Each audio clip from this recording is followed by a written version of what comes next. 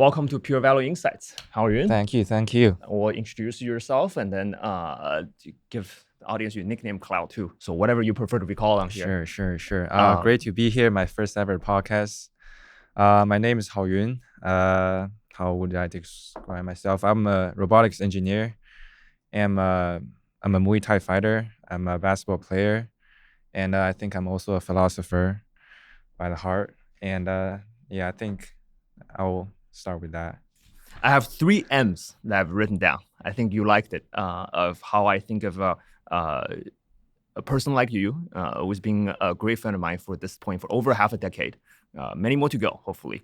For as well as we know each other, actually, surprisingly, the years are not even that long, right? You know, have friends for 18 years, 17 years, mutual friends, some for 10 years. But for as close as we are, it's surprising to say we know each other for about 5.5, 6 years. Yeah, it felt very long. It felt very long. We've been through a lot together. That's right. And before we dive into that, so official introduction, Haoyun is the 3 M's are machine learning. Yeah. Right. So he loves the buzzwords these days, obviously, is artificial intelligence, right? He's very intrigued about machine learning. The second M, starts with M, is Muay Thai. So he had quite a journey with this specific art form of martial arts, right? We call it art for a reason, and also a sport. And the third one is mortality.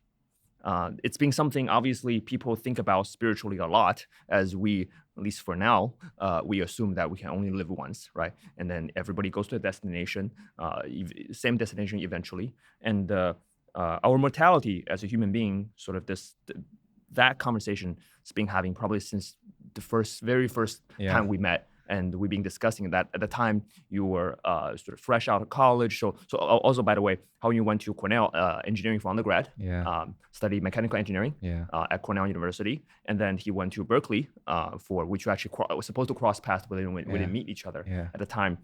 He went to Berkeley for his master's degree, and then post graduation, we met in San Diego on his first job, right? Yeah. So and that time he was thinking a lot about mortality, what's the meaning of life, death, all these type of things.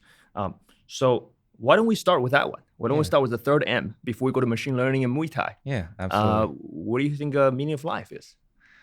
So... Or what's your journey of finding it? Or what was that period of time like? Anything you want to start? My journey towards mortality is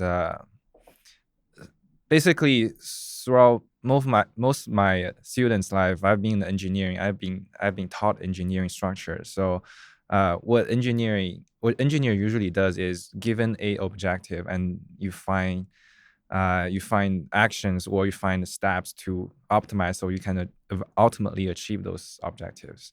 That's what engineer does. You give it a product specification or a goal, and then engineers design a process or product to achieve that. So objective or the final specification is very important for an engineer. So obviously learning all that engineering, and basically having engineering as one of my identity, I naturally use that for all aspects of my life.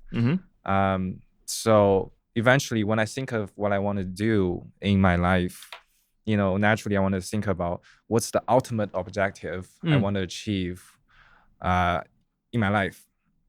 So after graduate, when I was a student, obviously objectives to find an internship and get good grades and find a job. But once I started working, then the objective becomes commonly get promoted, make money, and maybe build a family. And then when I think further, what's after getting promoted, what's after getting rich, what's after getting a family, it's void after that. Because money, what do I need for money?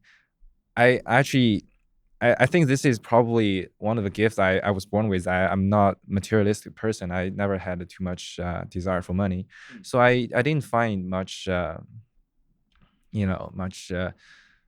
motivation towards having more money. And then no matter what path I keep digging, it all leads to death at the end, because that's the ultimate ending all of us gonna share. So, and the cruel part of it is, no matter what I do, I can be the CEO of the biggest company in the world, or be the president.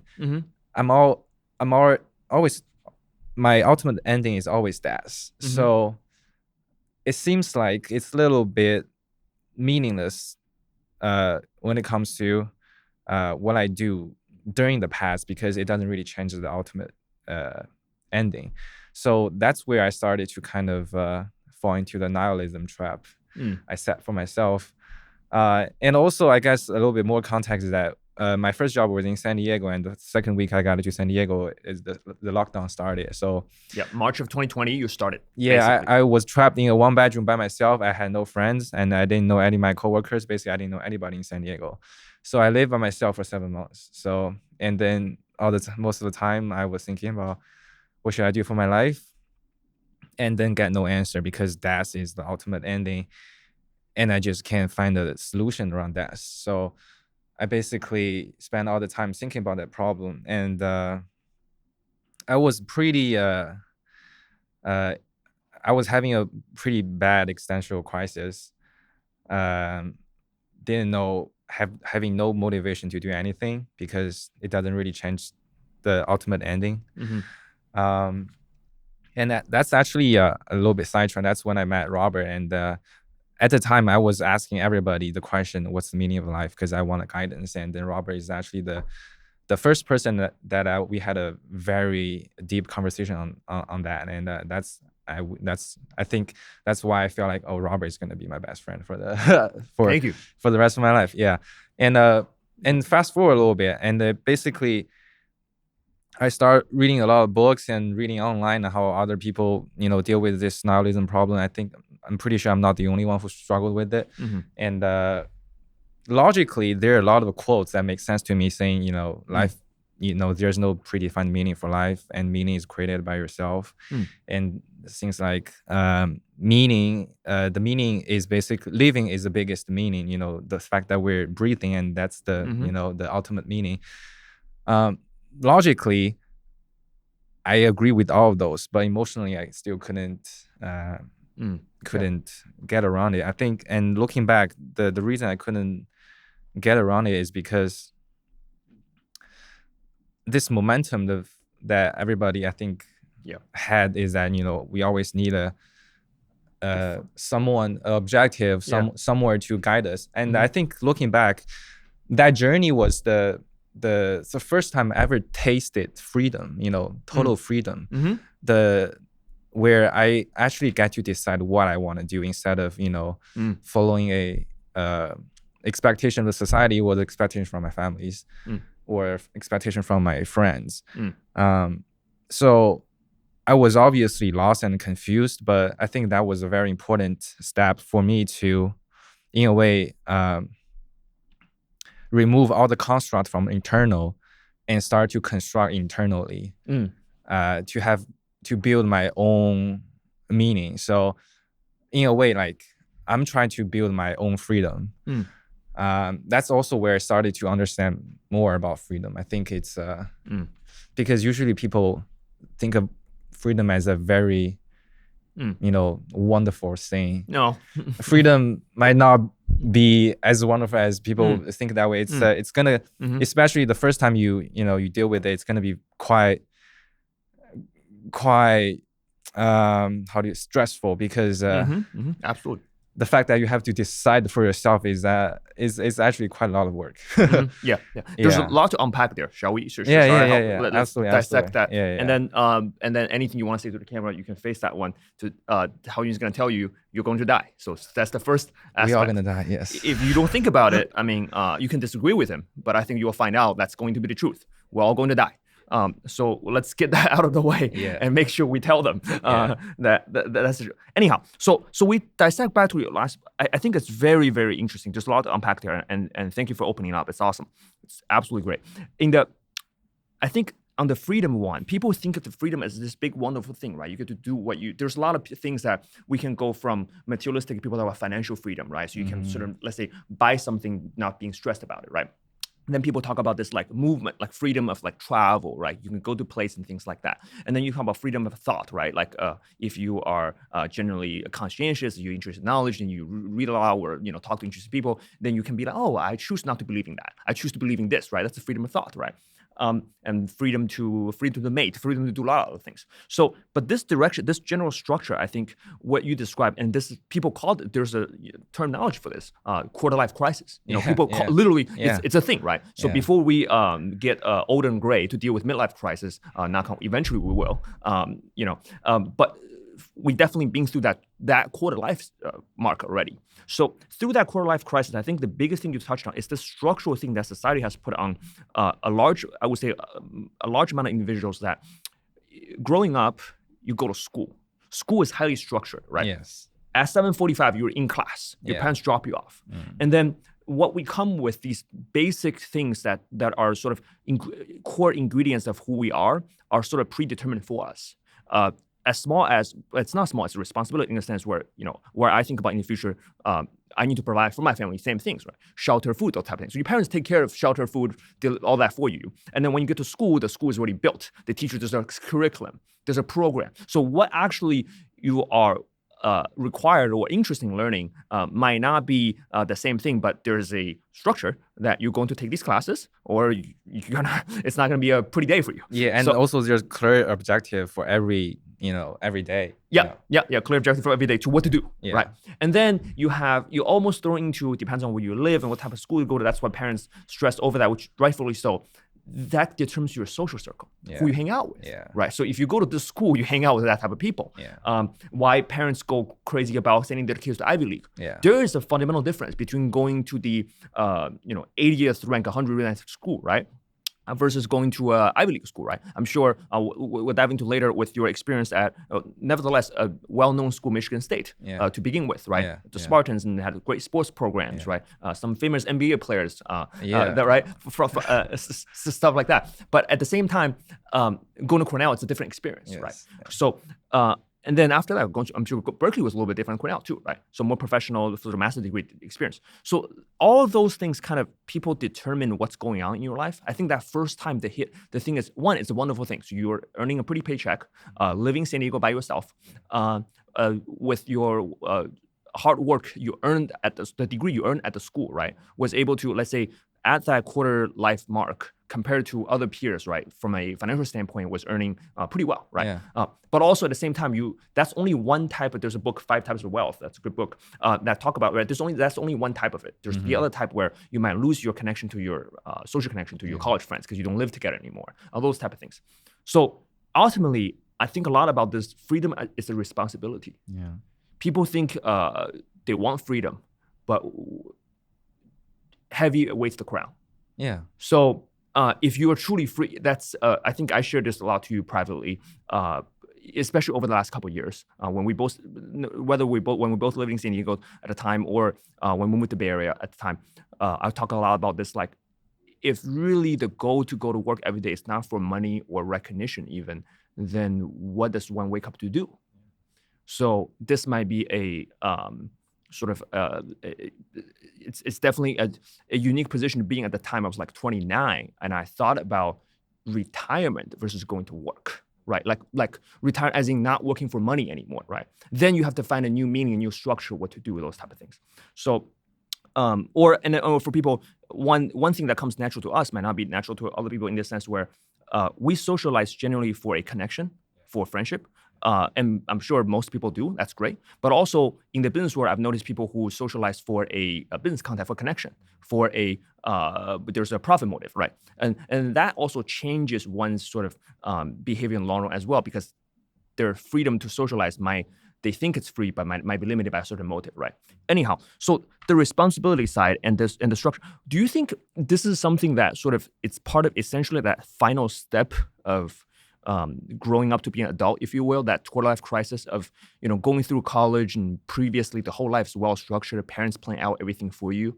Now you're supposed to go get a job and be on your own, and kind of, have you and also all these things, like choose where to live, choose your own mate, right? So generally it's not pre-arranged marriage these days, right? So choose your own mate, and then choose what you do after work at the time, which you grew a hobby out of it, and something you committed to.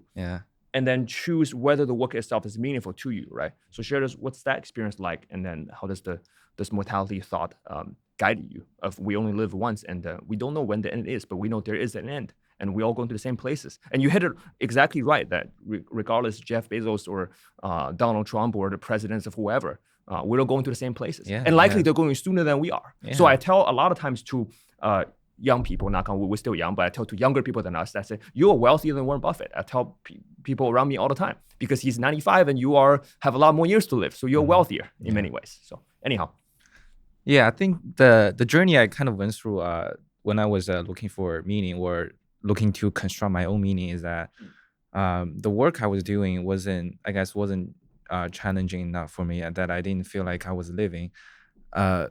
The two companies I work for, they are great, and not to throw shade on them, but I think it's just being I just graduated, being a junior engineer, and without too much responsibility on my shoulders, so I naturally didn't feel like I didn't have to work long hours every day. Probably worked 30 hours per week. So I had a lot of time for myself. So, and also I'm also a very abstract person. So I when I look at things, I don't look at things as what it is. I look at the concepts, the connections behind them.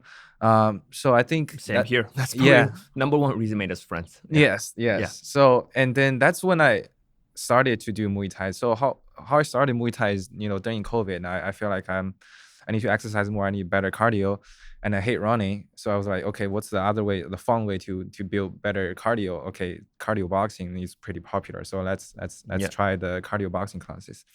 And I started doing the cardio boxing, and then started taking more classes. The gym I went to specialized in Muay Thai, and then gradually I got interested in sparring. And so I want to have a try on how it feels like spar with people, and then I fell in love with it and started training every day. So back then I just felt like it's fun to do it. Now I look back, I think the reason I really fell in love with it is because it forced me to stay present, which is the opposite of what I was doing most of the time, where I was like thinking about abstract concepts. Because so kind of same was my obsession, with racing. Yes, racing it forces you to stay present, because punches flying into your face and stuff, you got to dodge them. And the second thing is a lot of times, and I think both of us identify, I think being a philosopher is a big part of our identity, and we think we think the gift and the curse. We think in our mind most of the time, but when we do like extreme sports, the body mind connection gives you actually a lot of thought. It inspired a lot of thoughts in me. I actually had a lot of like realization while I was hitting the bag. So there's nothing like think better under a bar. I say when I'm under, not when I put it up. When I'm underneath the squat rack, there's a lot of thoughts that just came right there. Yes. While I'm holding the bar, I know I'm barely there. But when you push the squat rack up, they clicked. When you when you're tired, when you're exhausted, and when you're trying to push yourself, a lot of thoughts in your mind reveals who you are as a person. That's right, brother. Yes, and it's something that I can never, a lot of times I think who I am as a person, but when things get hard, when I'm tired, who I am truly as a person reveal itself. What's that Mike Tyson quote? Everybody has a plan. Until you get punched in the face. Yes. You find out if you're a bitch or not, right? That's right. That's right. Yeah. That's right. Yeah, and then to take punches sometimes matter more than throwing. So for some weird reason, I feel like at the time doing Muay Thai gives me more sense of meaning, sense of purpose than the work that I was doing. So I started to put more time in it, and then finally I got a chance to in between jobs. I had a 4 months in between jobs, so I decided to train full time, and then I got an amateur debut. Summer of 2024. Yes, and I was very glad you were with me the entire journey. So you probably, you shared the memory with me, and it was a quite transformative experience in my life. And there were some stories we should share. And one thing to note on the company thing, and then we'll move it on real quick. That's why I speak highly about, this is obviously biased. I talk to my team members about this a lot, but I think you fully agree. You've done a startup experience as well.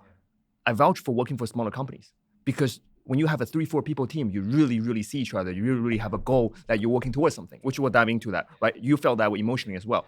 Versus at the time, you were not as interested because, it was about 1,000 people, the first company. And then it didn't matter.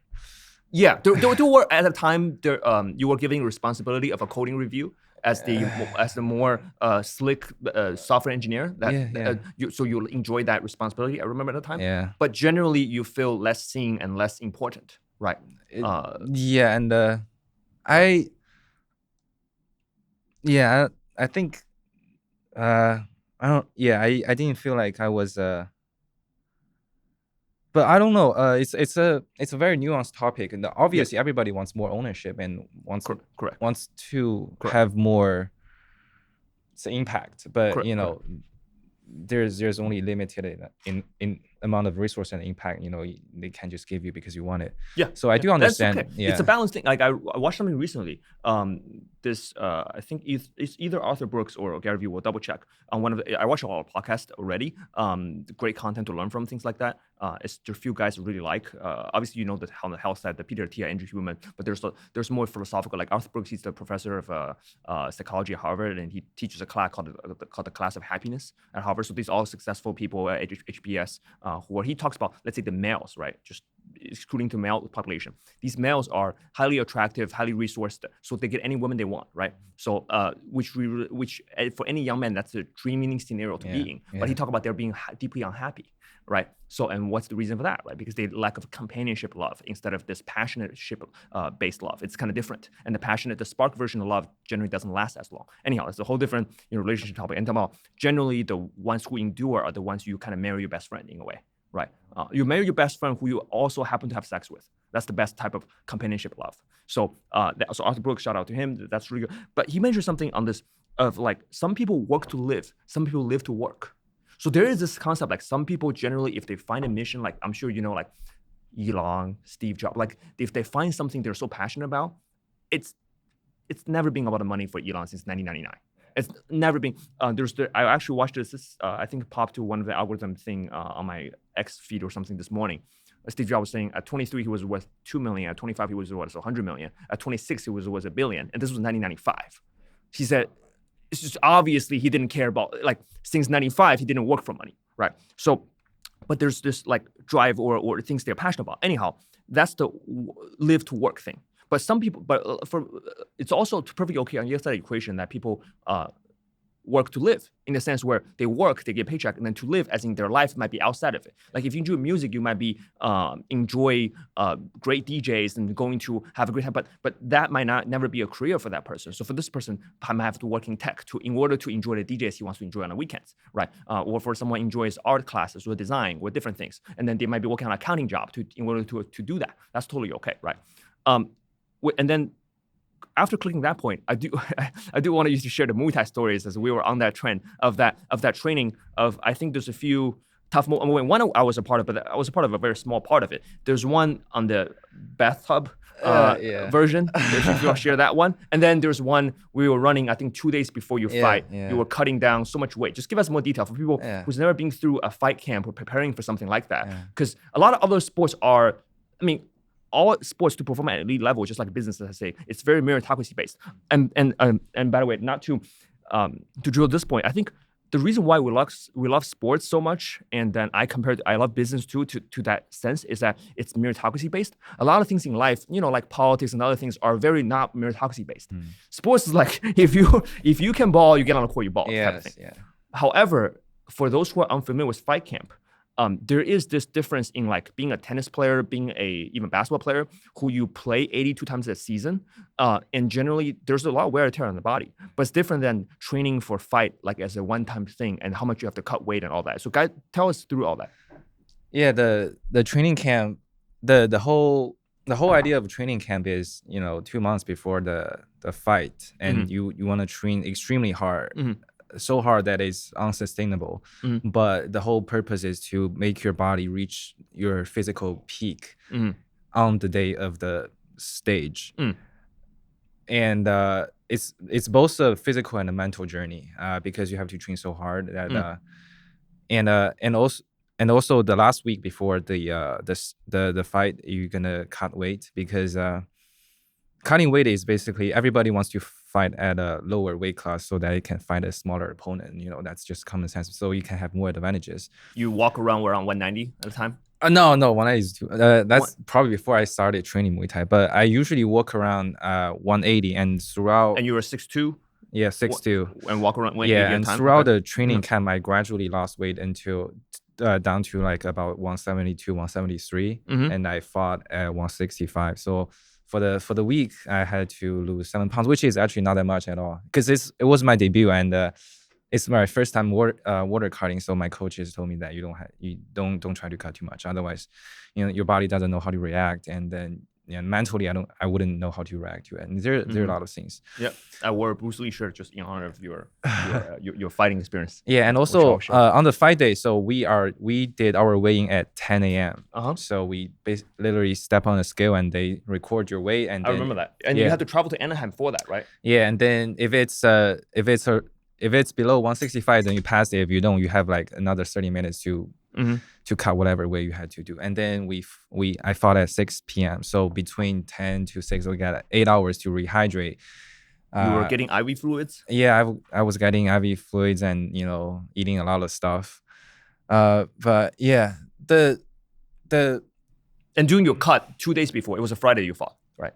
I believe it was a Friday. Friday. On Wednesday, we had a run. I do my usual, workout thing. I run on Wednesdays. I lift Tuesday, Thursday. So you join me on one of my runs. Yeah. On Wednesday, I remember that was the most tiring I've seen. I've seen you. And then we had a little grape. Remember, I had like a bag of grapes. Yeah. Maybe like about 20 of them. They're my typical like post-workout sugar carbs, if you will. Yeah. You had one grape, and you were like, this most delicious thing you ever tasted. So during the weight cut a week, I have 2 cubes of watermelon every day. That's my treat. I mean, 2 cubes of watermelon. Because you're losing 15 pounds in a week or something. In 2 weeks. 7, 8 pounds a week. So because during the weight cutting week, I can't eat any salt because salt, trap water. I also know a very small amount of carbs because carbs also trap water. Yeah. So no carbs, no salt, and obviously no sugar. Yeah. So it was an interesting experience because whenever I drink water, like 10 minutes later, I'll pee all of them out. My body can't hold any water. It's feel like my body is basically a water pipe and just drinks it and it just comes out. Yeah. It doesn't even stay. Yeah. But the victory makes it all worth it. So which we'll show the picture later on.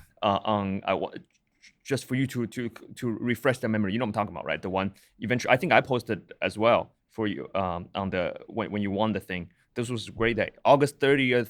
2024. August 30, 2024. 2024.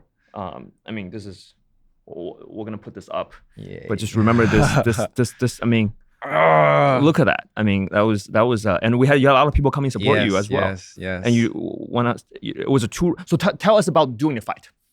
You fought someone. You were 29 at the time, who's someone who's 10 years younger than you. Yeah. Much, let's say it was younger, was more juice, maybe less experience, but more energy for sure. And someone, that's the photo. He had a younger heart. He can go to a higher heart rates, obviously. His BPM is like 225 versus yours are like somewhere like 190 or something. Yeah, during the fight, actually, there's not much I remember from the fight because once the bell rings, it's like autopilot. Okay. Yeah, and because everything happens so fast, it's not like I can plan my strikes. I'll be like, I'm gonna 1-2 and kick him. Maybe a higher level would do it, but higher level fighter would do it. But like as a rookie fighter, my brain was just like almost like can't really reason at this point. I'm just like completely based on my reactions. This is just one combo I just trained for so many times. It becomes a like subconscious reaction. Every time he throws a jab, I will just kick him. So I just basically autopilot that. That's almost like your internal experience. It's interesting, kind of like race. But before I even digress on that, to give you context, so from us outside looking in, it's always this two things. One, like we see it more clear, like what you're doing, we don't know the mental journey, but see how you came back because you were down the first round, and then so the official record was 2-1, right? You beat him in 3-round match. I think the final so score, one judge gave it all 3 to me, three rounds to me, and one judge gave me 2 and 1. Yeah, and one judge gave me 1 and 2. So one judge thinks I lost 2 rounds. Yeah, okay. Yeah. So that 2 and generally like I probably scored like, or for amateur fan like me, I probably scored around like 2-1 or something. I think there was a round maybe even or slightly lost at the beginning. You listen to your coach's instruction very well. Yeah. Of kneeing him, of staying with the knee. I think later on, like one of your coaches, Kane, was keep or Jesse, either one of them, right? Was saying a certain strategy that you continue to implement towards especially the third round, right? Do you remember that process? Because I learned my lessons because I had a 4-point Muay Thai. Point Muay Thai is basically like a I actually went to one of those with you. And I lost all my 4-point point Muay Thai matches, and they're like less serious fights. Okay. They don't go on the amateur record. So I didn't listen at any of the point Muay Thais, and then that's why my coaches really emphasized that point. They told me you got to listen, and even though a lot of times there's some like openings I couldn't see myself, but the coaches will see on the side, they will see it, and they tell me I have to believe them. I have to 100% believe them that what they said is accurate, is accurate and correct. I have to execute because I didn't listen to them before, so during the fight I was like, okay, whatever they say. In Chinese, they're saying of 旁观者清, right? The best player needs coaching. Phil Jackson talked about Michael Jordan needing coaching, right? If they tell me to punch myself in my face, I'll probably do it too. That's how much you will trust me. Okay. And then since we're on the coaches, why don't you share us that it's been a couple years now, so let's give us a look of that, the bathtub situation, and then how hard he's training you. At the time, you honestly, let's say speaking, you hated your coach, right? No, I hated it, but I didn't understand what they were doing. Okay. Both my coaches, they are old school traditional, let's put it that way. So what they were trying to do is during the fight camp, they were trying to simulate really hard scenarios in a fight.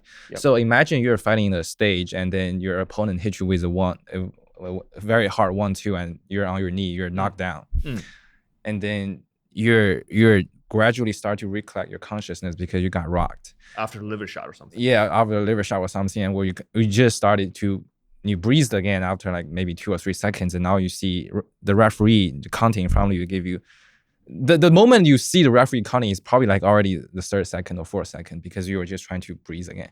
And then imagine the referee is counting 4 and 5 and you have to get up before he counts 8. This is literally like Rocky movie to the 10th. And then and then what would make you stand up again? That's the question every fighter has to ask themselves. What makes you fight? Why you want to be on there? And this is deep, this is a very serious question, because a lot of people, they would think, a lot of people, they fight because it looks good or give it certain status or something, but those reasons will not stand when scenarios get down to that. If you want a fluffy fame, you're not gonna stand through the test of adversity. So basically, the coaches want to put me in those scenarios and test me and to see what's my actual reason. What's the reason I want to fight? Because you don't want to wait until you get into the stage, get into that situation, and then start to dig in and find out why. Because there's no time for you to dig in. There's 3 seconds. That's it. Like it's done before you can realize it.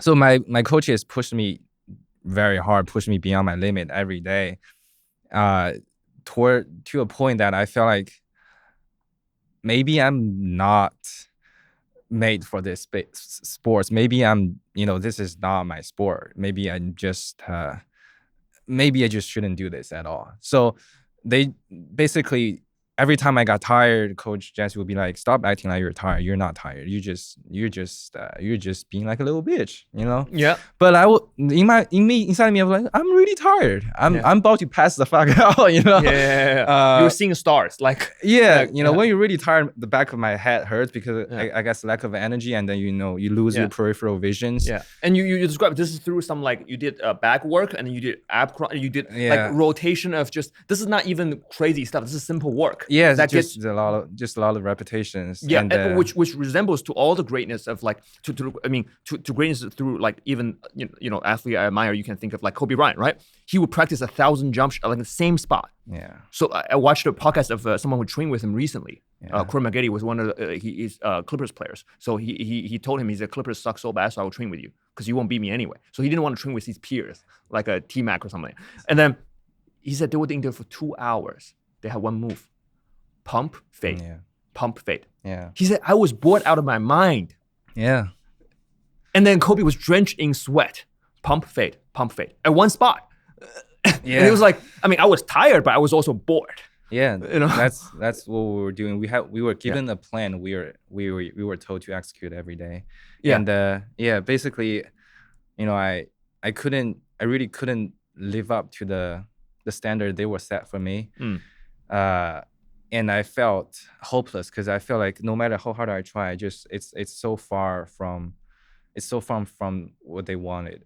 And I obviously naturally I started to doubt myself. Maybe I should just give up and maybe just quit. Maybe I'm just not made for this. And then all the self-talk. yes. Even though, on my bathroom mirror, I actually wrote 3 lines of "Don't be a fucking bitch." I wake up. So on your bathroom mirror, when you on wake my up, bathroom, you wake and up. I The first see- I thing you see- see on mirror. on my mirror, "Don't be a fucking bitch," and then I will go training, and then I try my hardest, and coach be like, "No, stop acting like you're tired." And then that's the hard. And at the moment, I thought this is the hardest I tried. This is I can't go beyond it. Like in my mind, I was thinking that way. So mind's a limiting factor in a way. Yeah. So basically, and there are couple like events that the best hub is basically there's one time we were sparring, and after sparring my legs got kicked so much I was just bruises on it, there's so much bruise on it, and then I went home, decided to do an ice tub. So I filled up with cold water and I sit in it for a couple of minutes, and when I try to come out of it, I feel like both my legs are dead, couldn't move them at all. So I have to crawl myself out of the bathtub, and at the moment I was like, man, what I'm doing with my body. Like you text me on the spot, I remember that. Yeah, my legs are gone. I can't move them at all because they're just so you crawl out of your ice tub. Yeah.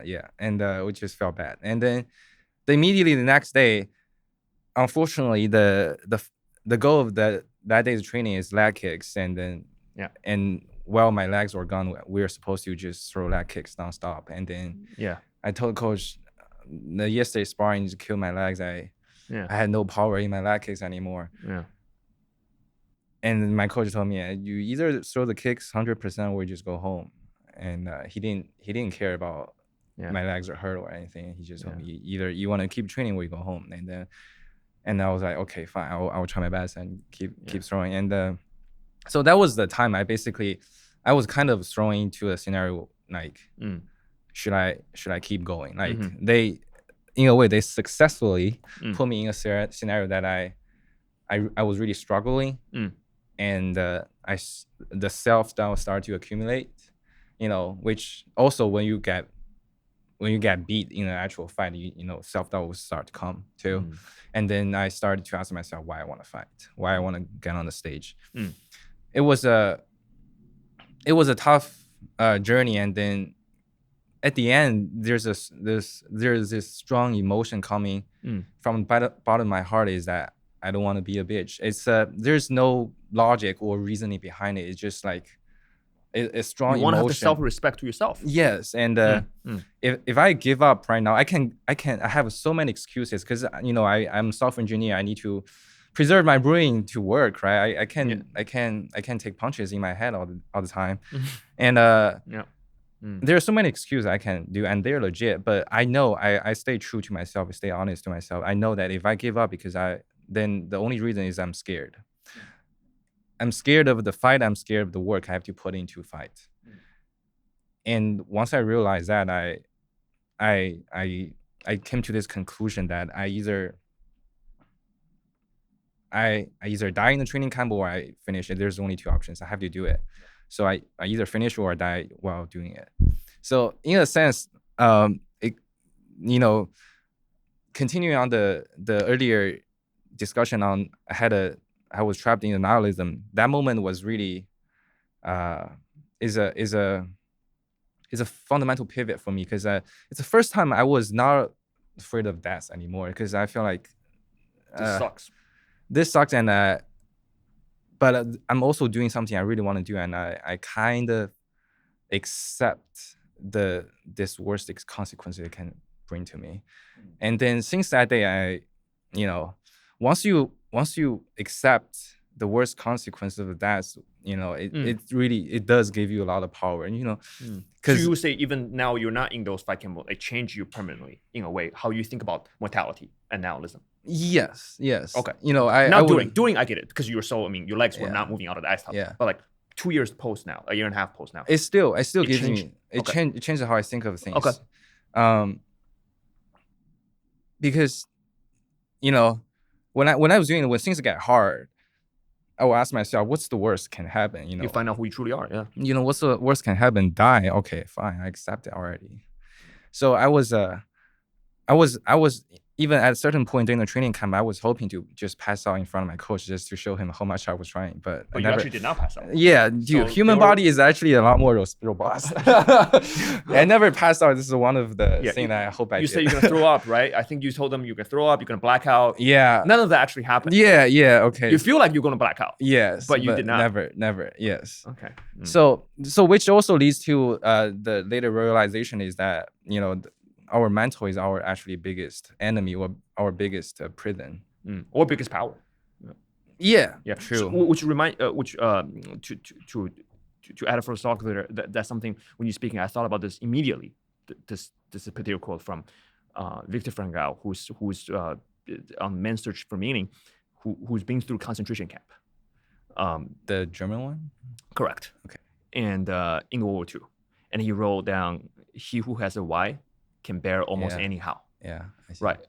He's sort of saying like there was actually a lot of meaning to survive in the camp, because the goal was to survive in a sense where like he had a why, right? He had a why to exist, and then all of the philosophical, the justification that the things we're struggling for before was well worth it in a way.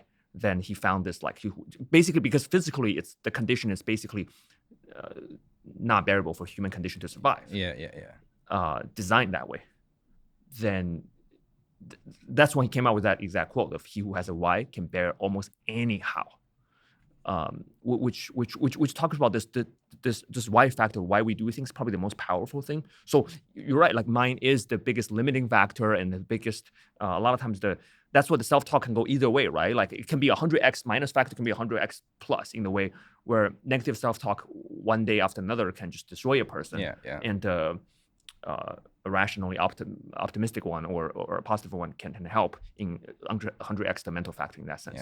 And then the other thing is, quote that popped to my mind was the thought of, you probably hear me mention this, the intensity is the price of excellence.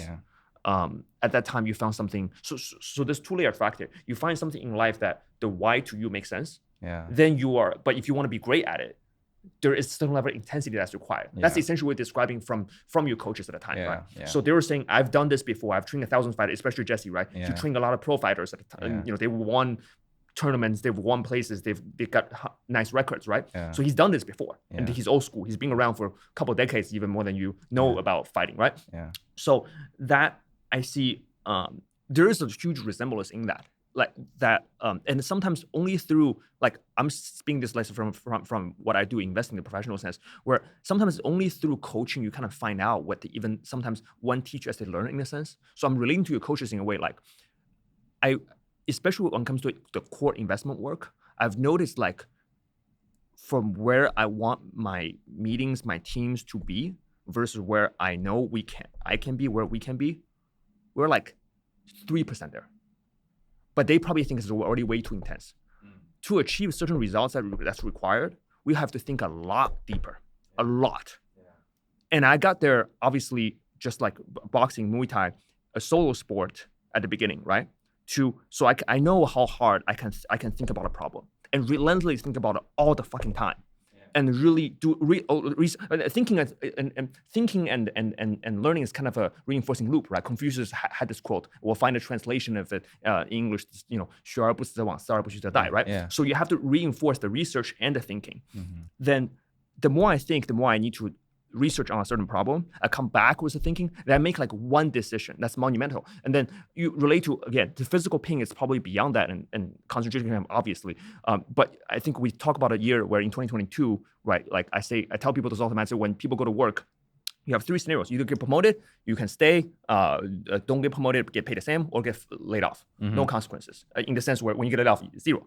But if you start a business, like there's a year I lost $2.6 million on 2020. So it's like, remember that conversation we had? It's like, and you had it with your dad and his family. It's like, don't talk about how much you're making a year. How much you've lost, it shows how successful you are. If you've lost like $1 billion a year, you've been pretty damn successful.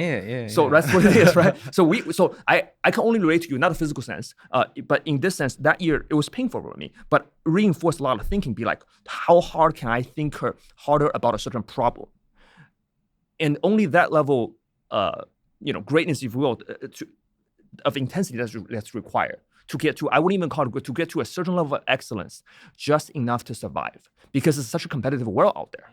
So I think, I mean, obviously in the future, I have to think about how to instill this in children, or maybe it comes naturally, or how to, or for now leading a team forward in that way. Because a lot of times I see the intensity just lacking. And a lot of times I really don't think it's a skill factor. It's a purely intensity factor, if you will. But again, you're right. Maybe at the beginning, it's the why factor. It's the incentive structure. It's the why motivation has to be figured out first. Yeah, and then naturally comes the intensity. Yeah, maybe there's that factor too. Maybe just can't enforce intensity. Has to be this, like Charlie Munger talk about this. Incentive is the most powerful structure in the world. You have to set it right. Maybe there's that too. So that's something maybe leaders or coaches need to think about or work on, if you will. So those are the two things that immediately pop to me. That how can we systematically create that, if you will? Yeah.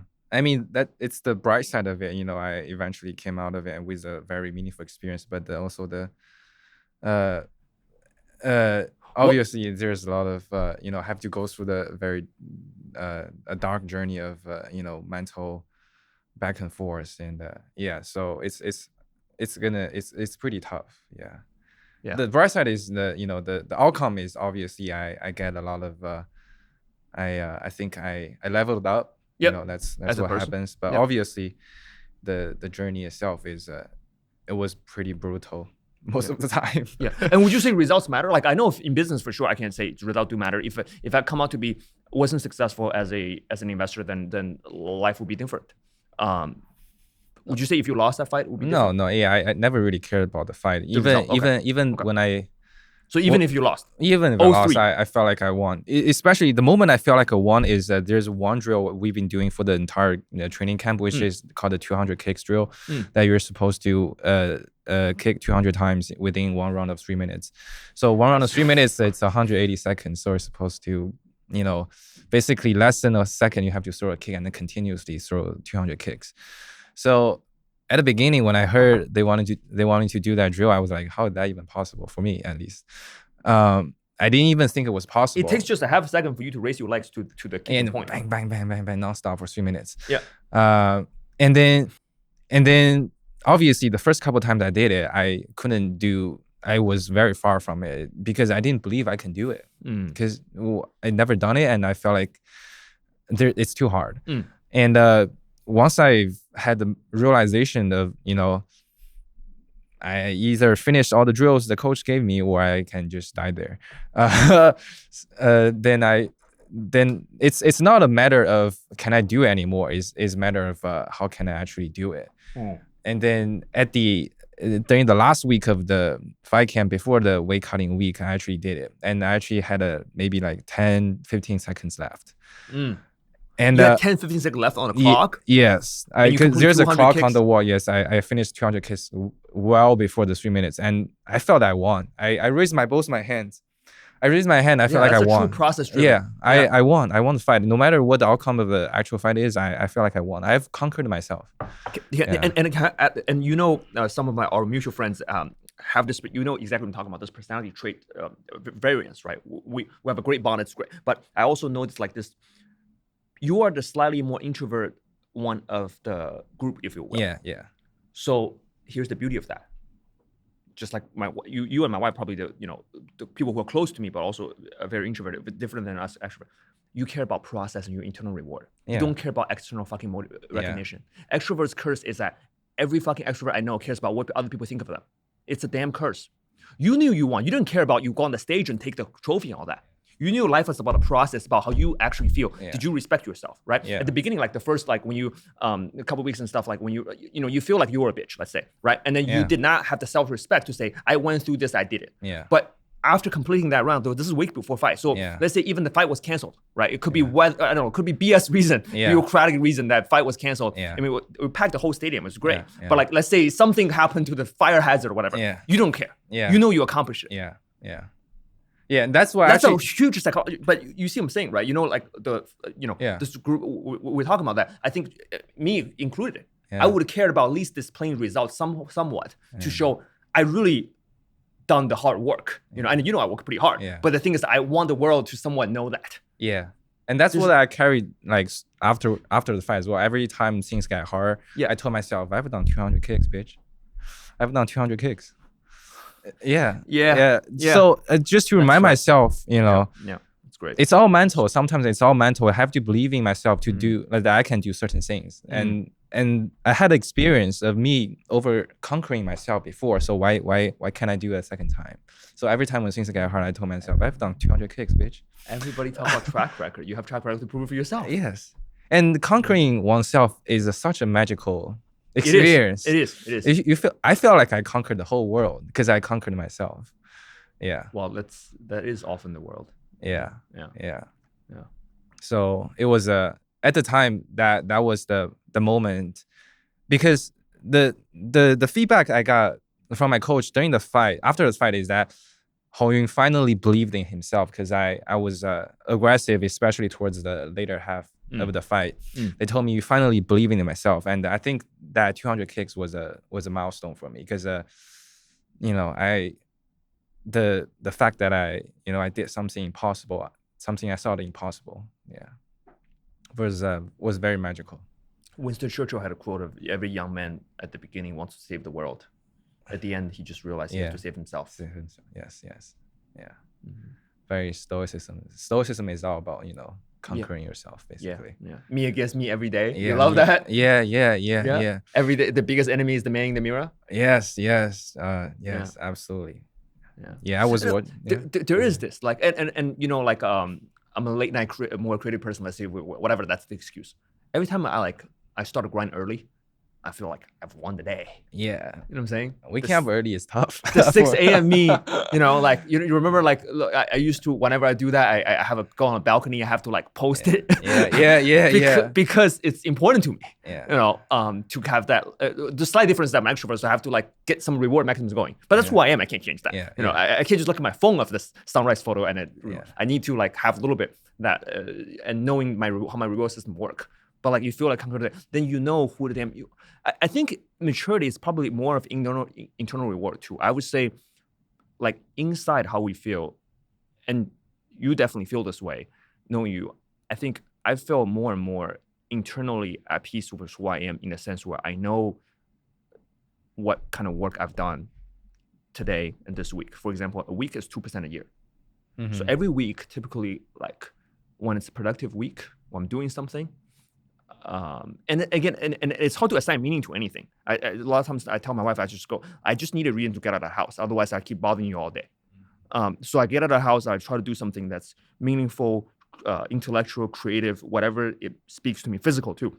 It's interesting. And I come home and I do that continuously for about a week. Then I go, my 2% a year is pretty good. Now I go on to the next week. And I'm going on the next week. You know where you're about. Like there's, I would say 10 years earlier, like at 21 or something, I would care about what people think a lot more. Yeah, especially for us, I think we're pretty honest with ourselves, and we know if we're like pushing ourselves, we just cut that shit immediately. Like we are very honest to ourselves. That's where the words of psychology, imposter syndrome, come from. Imposter syndrome is like, people put you here, but you know you're not there. You know you cannot do that. That's where I had this conversation at one of, Bay Area has a lot of career events. When I lived in Bay Area, there's actually a lot more socialization, if you will, than when we were in San Diego. And then I was one of the career events or something at a more like a social gathering scenario, cocktail party or something. One person similar to our age was coming up to me talking, like, saying, "Oh, like, you seem to be very self-assured."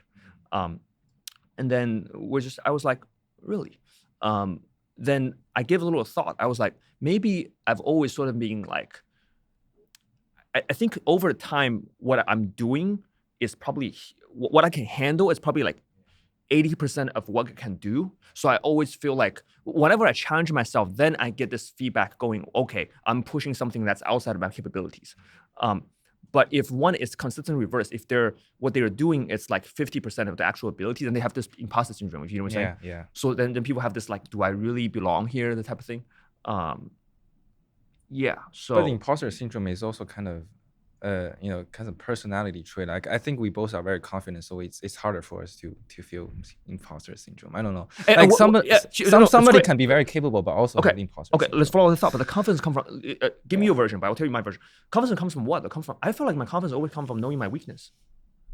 My confidence always comes from like, I know these things. There's a Thomas Edison quote saying, "I am no genius, but I'm smart around spots. I stick to those spots." I know in like 3 or 2 things I do pretty well and I can hang in those areas. And the other ones I not avoid, but like I would know, okay, this is not something like if I don't shine in this category, somebody else shine, I really give them their flowers and there's no comparison is a thief of joy, if you will. You know what I mean? So I think a lot of the confidence probably come from knowing what I don't care about, what I'm not going to be good in, or sort of and also there's a lot of this, and then and knowing you probably don't think of it as often, but a lot of people in life go through this rat race, right? This rat race is in this competition of status, more like, Bay Area, New York has a lot of this, right? Great school, great job after, great title. What's your latest update on LinkedIn? The next thing. That's the rat race they call it now, right? So like, multiple time founder and Harvard, whatever, like, whatever the coolest thing is, right? Used to be if you're Harvard, like now maybe your dropout is cooler, like, whatever, like the cool, but they compete in that lane. So this is also kind of like, so one knowing weeks, 2 is like knowing what game I don't want to play. So maybe the better way to describe it is that I generally kind of, at least after like 24, 25, like since we met at least already at the time, I kind of know what game I don't want to play. Does that make sense? Maybe that helps. Yeah. Where do you think your confidence come from? I think self-esteem or yeah. So I think maybe there are 2 parts to it. Like one is one is more like a confidence in the actual skills or the expertise I have, like how much confidence I have, and also the other one is confidence in myself as a person. I think that's there are 2 types of it. Okay. And for the first one, obviously that would just be an evidence-based confidence. Do I get the positive feedback from my peers, from my from the outside world? Then I evaluate myself based on that. And then the second one is I think it's more related to obviously self-worth, self-respect, and that sort of stuff. And also good parenting. And good parenting. I think I'm very lucky to have very good parents. They love me, give me unconditional love.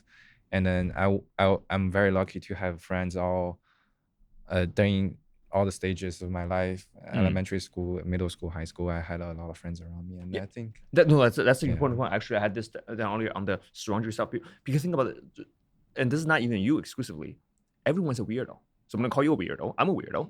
At the core, everybody's weird. So the trick in life is find people who loves your weirdness. In life. Those are the type of people, they truly love you who you are, right? They don't want anything from you. They don't want social status. They don't want posturing. They don't want any of that. They just kind of like weird in a similar way. Then you met my, which obviously you guys didn't cross before. You met my high school roommate, Max, who I know for like 17, 18 years. And you guys both essentially love different form of martial arts, right? He's more wrestling and now judo. Being a East Coast Caucasian guy, loving a Japanese judo sport. It's also interesting. But people everybody has their quirkiness, has their uniqueness. You're just using the word weird to sound more relatable, but sort of the unique traits. And essentially, if you have people who appreciate that about you, then you feel like the authentic self is being truly loved. That validation, if you will, is tremendous. It's tremendous. Yes. Yeah. Instead of trying to be someone you're not and be loved that way, then then the internal feels very insecure, right? So that level of that circle, it's basically I went around by saying Haoyun is not easy to be understood, to be loved, but he found people who's right. It's not. But again, I think about this really like not everybody. Like I sometimes think even though I express a lot, I might not be easy. I might be misunderstood sometimes. I might not be easy to understand. I do think a lot of times with a more expressive image doesn't mean people understand you fully. I think still your best friends and your people understand you better than like a screenshot persona of it. Jeff Bezos actually had this. It was very sober line. People asked him about how does he feel about Elon. He was very sober. This showed he's the first principal good thinker, and both me and Hexy obviously think of he used to work for his company, so we think reasonably higher of Jeff than like the average population, let's say. He said last time I had lunch with him was 2002. So that's a long time Jeff, ago. Yeah. So there's a picture. So he said, I don't know him as well personally these days. So I know no, if you know anybody, the actual person is quite different from their public persona. So Jeff's talking about Elon. So he's saying, because I don't know him privately now, so I wouldn't be able to comment on what he is as a person. Because I just know if you judge somebody just on their public persona, they're quite different as an actual person. So basically, because he's saying they're not intimate, they don't know each other intimately well, then it's not even being political to refuse to comment. He's just saying like, I might not know him like if we have lunch every week, then I do, but that type of thing. And basically, I can't just judge on a public persona. There's of course information, but it's not the same as. So I think there's that aspect too. But anyhow, yes, surround yourself with people who appreciate who you are. That's yeah. I mean, obviously, luck is involved. It's a privilege too. Yeah. So great. On that note, so we have a couple questions on machine learning and then some things that I want Haoyun to educate us about. We'll take a quick break and we'll be right back. Okay. That's the stuff. Yeah. Yay. Good first half. So back at it, we are now thinking about this more knowledgeable aspect of things that what we can learn from you. We mentioned the three M's: machine learning, Muay Thai, and mortality. As always, we'll go spontaneous, kind of reverse the order a little bit. We'll talk about nihilism, existential potential, mortality, and your Muay Thai journey. Now, I do want to pick your brain on machine learning, and we would love to learn from you. As this space obviously is evolving quickly, and arguably the number one thing that the world is talking about, good or bad, right? There's strong opinions on either side. There is something that you sent to our friends group chat recently of which will display this particular screenshot, right? You're reading something about machine learning, and this I just want to read it out. Why does reward hacking exist? There's this Goodhart's law states that when a measure becomes a target, it ceases to be a good measure. The intuition is that a good metric can become corrupted when significant pressure is applied. To optimize it, it is challenging to specify a 100% accurate reward objective, and proxy suffers the risk of being hacked, as RL reinforcement learning algorithm exploits any small imperfection in the reward of function definition. And then there's categorized sort of the Goodhart's law into four variants, right? Yeah. One is regressional, one is extremal, and one is causal, one is causal, and one is adversarial. Mm-hmm. So just this, and you specifically, you sent this photo to us, this particular screenshot when you were learning, and then you commented saying, I think this line is very good. I think applies beyond reinforcement learning. Yes. Yeah. Want to tell us both within the context of the reinforcement learning and outside of it? Yeah. So within the context of reinforcement learning, what reinforcement learning is that you provide a reward function or objective, and then a agent it learns the action policy to maximize the reward. So imagine you give a robot a reward of jumping as high as possible, then it will learn to maybe bend its knees and spring up, to jump as high as possible. And reward hacking is a very common problem in reinforcement learning, meaning that the robot would do a way that is not intended, but also at the same time maximize the reward. So imagine you are training a robot in the simulation to jump as high as possible, and somehow the robot finds a bug in the simulator that it can exploit, basically just to he can shoot himself up rapidly because there's a bug in the simulation. It will obviously exploit that bug as much as possible instead of actually learn how to jump. So that's one type of reward hacking. There are many ways there are many other examples, but in real life, I think what I meant by it applies beyond reinforcement learning is that I think it basically in government, in organizations, in relationships, we always trying to say we want to keep each other accountable, right? Yeah. How do we keep each other accountable? We set metrics, we set objectives. So I want you to do certain things. I expect you to do certain things so we are good friends, or we are good coworkers, or you are accountable government officials. So once I give you that metrics, you obviously your responsibility is to maximize that reward. And then how do you achieve it is actually up to you, right? And then I think it happens all the time in our human society that that people will find a way to hack the command or the objective that's set by either the people or set by your higher ups. Essentially like a manipulation. Let me think of an example that happens in our human society. Well, I guess this is also related to AI, but say Mark Zuckerberg, he creates Facebook to help people connect with each other, right? Yep, you have a profile. The ultimate reward function is to help people to get closer to each other. And then yes, it creates Facebook and creates Facebook groups where the algorithm basically groups people who agree with each other together. No, I think. And the reward function is he gets a large.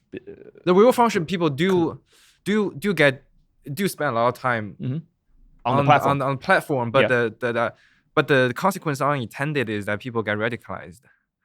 But I don't know if that's a reward hacking. I think there must be a better example. Can I give you a few examples? And then this one, as often, I have to throw myself under the bus. For example, you said he hold each other accountable, right?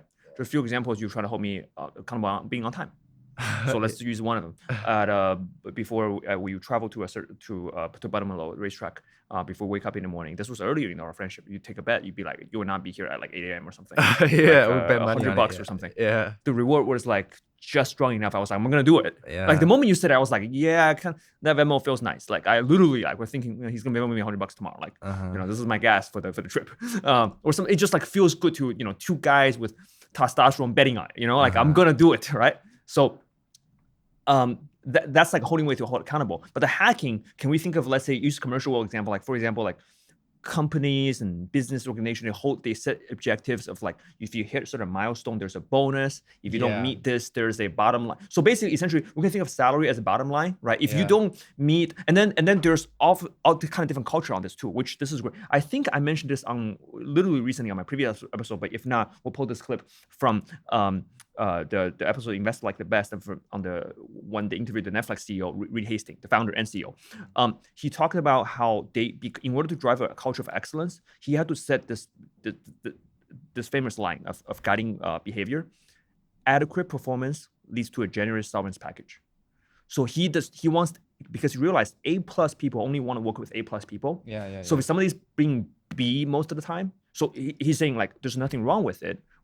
He just wants to set a culture as in we are a team first, then we're a family. If things work out well, we can be a family. But we're not a family first in a sense. You don't really fire your brother. You don't really fire your mother because they're like being a B in certain performance, right? But he's saying because they're a team, they have to function in high. So he set this adequate performance. So if you meet all the bar, then eventually it leads to generous sovereign package. Or the other framework around it is that he sets the culture excellence in the sense where think of the scenario that if somebody's going to leave your team, if you are not fighting for them to stay, then they should probably leave. Like say if somebody told you, if you're working on a group, on a team's function, that one of them, let's say, or even between friends, right? If I tell you one of your good friends tell you like we'll never talk anymore, you obviously be like, please, like what did I do wrong, please, right? Yeah. But some people you'd be like, if they don't stop contacting you, your acquaintance or whatever, you'd be like, all right, I'm not gonna fight for them to stay. That type of thing. Anyhow, I'm using an example by saying like that's a way trying to stop the manipulation, the hacking of that function, if you will. But I do think, is there sort of a example of, let's say, because the bottom line is easily achieved, like the salary aspect or something, and the bonus is like maybe too far away or something, and people just kind of like going along for the ride, and there's a reward. I think the way I'm thinking of it is a different perspective. Okay, correct courses. Reward hacking is, say, from a government or organization perspective, is say the people want. They elected a president that giving him an objective that we want a GDP to have an increase of 5%. So this is your objective. And so this is your metric of how good your job is doing. And then the president decided, okay, this is my objective. There are many methods to do it. One, I actually, increase productivity or or have more industry, have economic improvements, or I can print more money and then inflation and then actually by that also increases GDP total amount. So there are two ways of doing it. One is kind of hacking, one's not hacking. So on the organization level, I wanna hit a revenue goal for this quarter. There's one I can do some accounting tricks. Another one where I make my product better and sell more. So the accounting trick is obviously hacking. And I think that's where that quote is I think is very profound about, is that once you make a measure the sole metric, that cease to be a good metric, because all the pressure is on that metric, and then there will never be a bulletproof, robust metric. There's always ways to hack it. There's almost like a saying in class management book, like every measure gets measured. Every measure gets managed. Get managed as in like there's ways to sugarcoat around to smother around it. Okay, I'm completely following you now. There's a lot of, I think, interesting examples about this. For some of the audience that's more like financial focus, more finance. Like there's this one, public companies generally are the CEOs are sort of governed by their incentive bonus. Like for example, like obviously for the average population is a lot of money, but like for the CEOs, their incentive generally, like their salaries maybe 500 grand, $1 million, like believe it or not, for the large public companies. So that's like 2% what they make. They typically have like a 40 million bonus package in stock or something. And then what happens is that they have to hit a certain stock price or certain EPS target, right? And the EPS, earnings per share, you can manipulate that through raising debt. Because they can raise that to acquire some business that might not even make sense to them in the long run, but they can basically make juice up their returns, and then they can borrow, and then if special interests are low, things like that, right? Instead of doing true organic innovation, which is actually more creative to the enterprise value, right? But obviously, true organic innovation is harder than borrowing debt, right? But they want to manage that outcome, and if they're I think it has to do with time horizon, right? If their time horizon is 3 to 4 years, they know if they hack the function, it will not show up. But anything that's, I think of, like being a long-term thinker, like anything sort of in a decade measure, you probably can't hack it in a way. Would that make sense? That's also why elective politics gets this like 2-year, 4-year term thing. They kind of hack an outcome. And then just to stay in the seat and hack the next one. Right. But if you like measure by like, the average, GDP, for example, and are there arguments like some measures probably are better than others, like GDP per capita, probably, right? There are definitely relatively more robust metrics, but there's never a bulletproof metric. So it has to be a holistic view, if you will. I think the trick to do it is always updating your metrics. That's the trick. Like never just have one and then just keep that forever. I think that no metric's gonna ever be effective most of the time. And think. And you can pretty much think of the reinforcement learning agent being the most short-term thinking human ever on Earth. Every time he sees a shortcut, he will exploit 100% out of it. Then let's stay with that. That's interesting.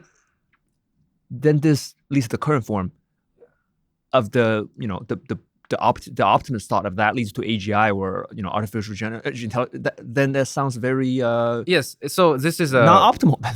It's a very common. I think the biggest problem for reinforcement learning. So I think before I dig deeper into that, I think I want to introduce like two concepts. There's online learning and also there's offline learning. Offline learning is I think it's the more well-known form of machine learning for people, is that you're given or you collect the data set and then you train a model to predict based on that data set. Its character is that your data set is fixed. It is what it is, and your model is your training is completely based on that. So outside of that model, when the data when you come to the region that data didn't cover, it's called out of distribution data. Then the model usually have unreliable outcome because it's. Do you mind saying that again? Unreliable. What leads to unreliable outcome? Unreliable because when you query something that is not present in the data set, got it. Yep. Basically, you're querying outside of its data distribution. And most of the time, the model will give you something unreliable because that comes down to extrapolation and the world usually doesn't extrapolate the way the model thinks it is, and so that's offline learning. Yep. And then there's also online learning. Online learning meaning that there's a trial and error phase. Pretty much your training data set is evolving along with your model. So it's no longer a fixed data set. So that's the beauty of a reinforcement learning, is that it kind of acts like a human baby that say with the current given data, the model thinks that doing this move is very good. It's very it will give you a lot of positive reward. Like a medical advice, like gathering previous. Yes, and but it is something you never tried before. And then what the model will do, they will actually in the simulation or in your training step, it will actually do that step and then collect real world feedback. The reward can be positive or negative. If it's negative, then you update your model so that your model knows that region actually doesn't give you positive reward. It's actually a negative reward region, so you don't try that region anymore. So you try some other perspectives. So this so I think that's the fundamental difference between online learning and offline learning. And for reinforced learning, can I ask a question on the online offline? Is there a infrastructure as currently as it is, like with the current leading research labs, right? The commercial ones that we know of, there might be academia ones, but the resource-rich ones, OpenAI and Anthropic. Is there a when it comes to actual training as a researcher, let's say if you were to work there, or if you like, what generally like the process for you to be in a seat that's different for online and offline, or is this sort of or is sometimes you have to basically doing both? What's the actual process like, if you will? I think most of the training are still doing offline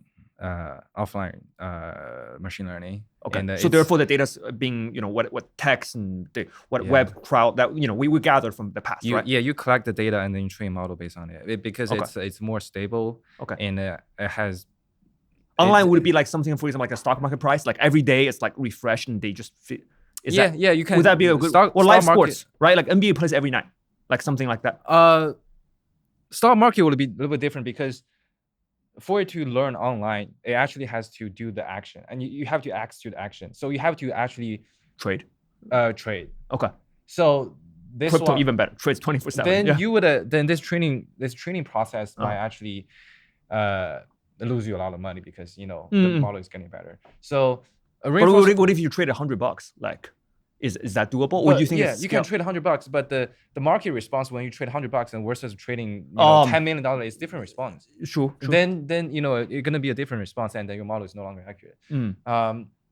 So reinforcement learning is a very popular among robotics, because first of all, there's very little data set existing for robotics data to train on right now.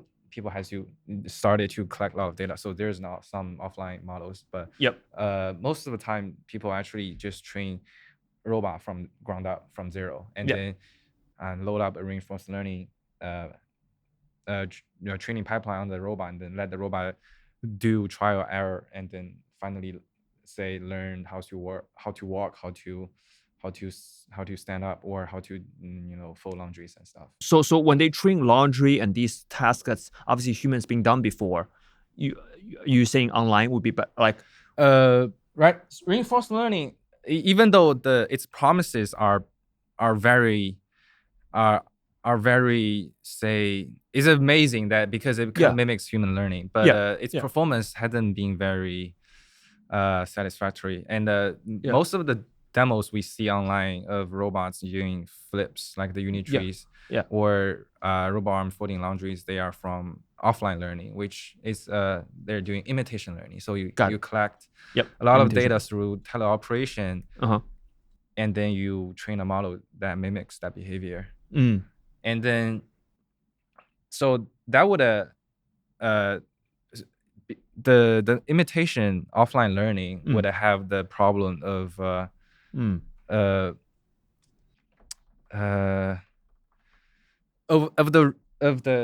doesn't have a reward hacking, but there's a Okay, so this is a little maybe too detailed, but even No, we love the technical details. Go ahead. reinforced learning, it has the offline reinforced learning and the online reinforced learning. Okay.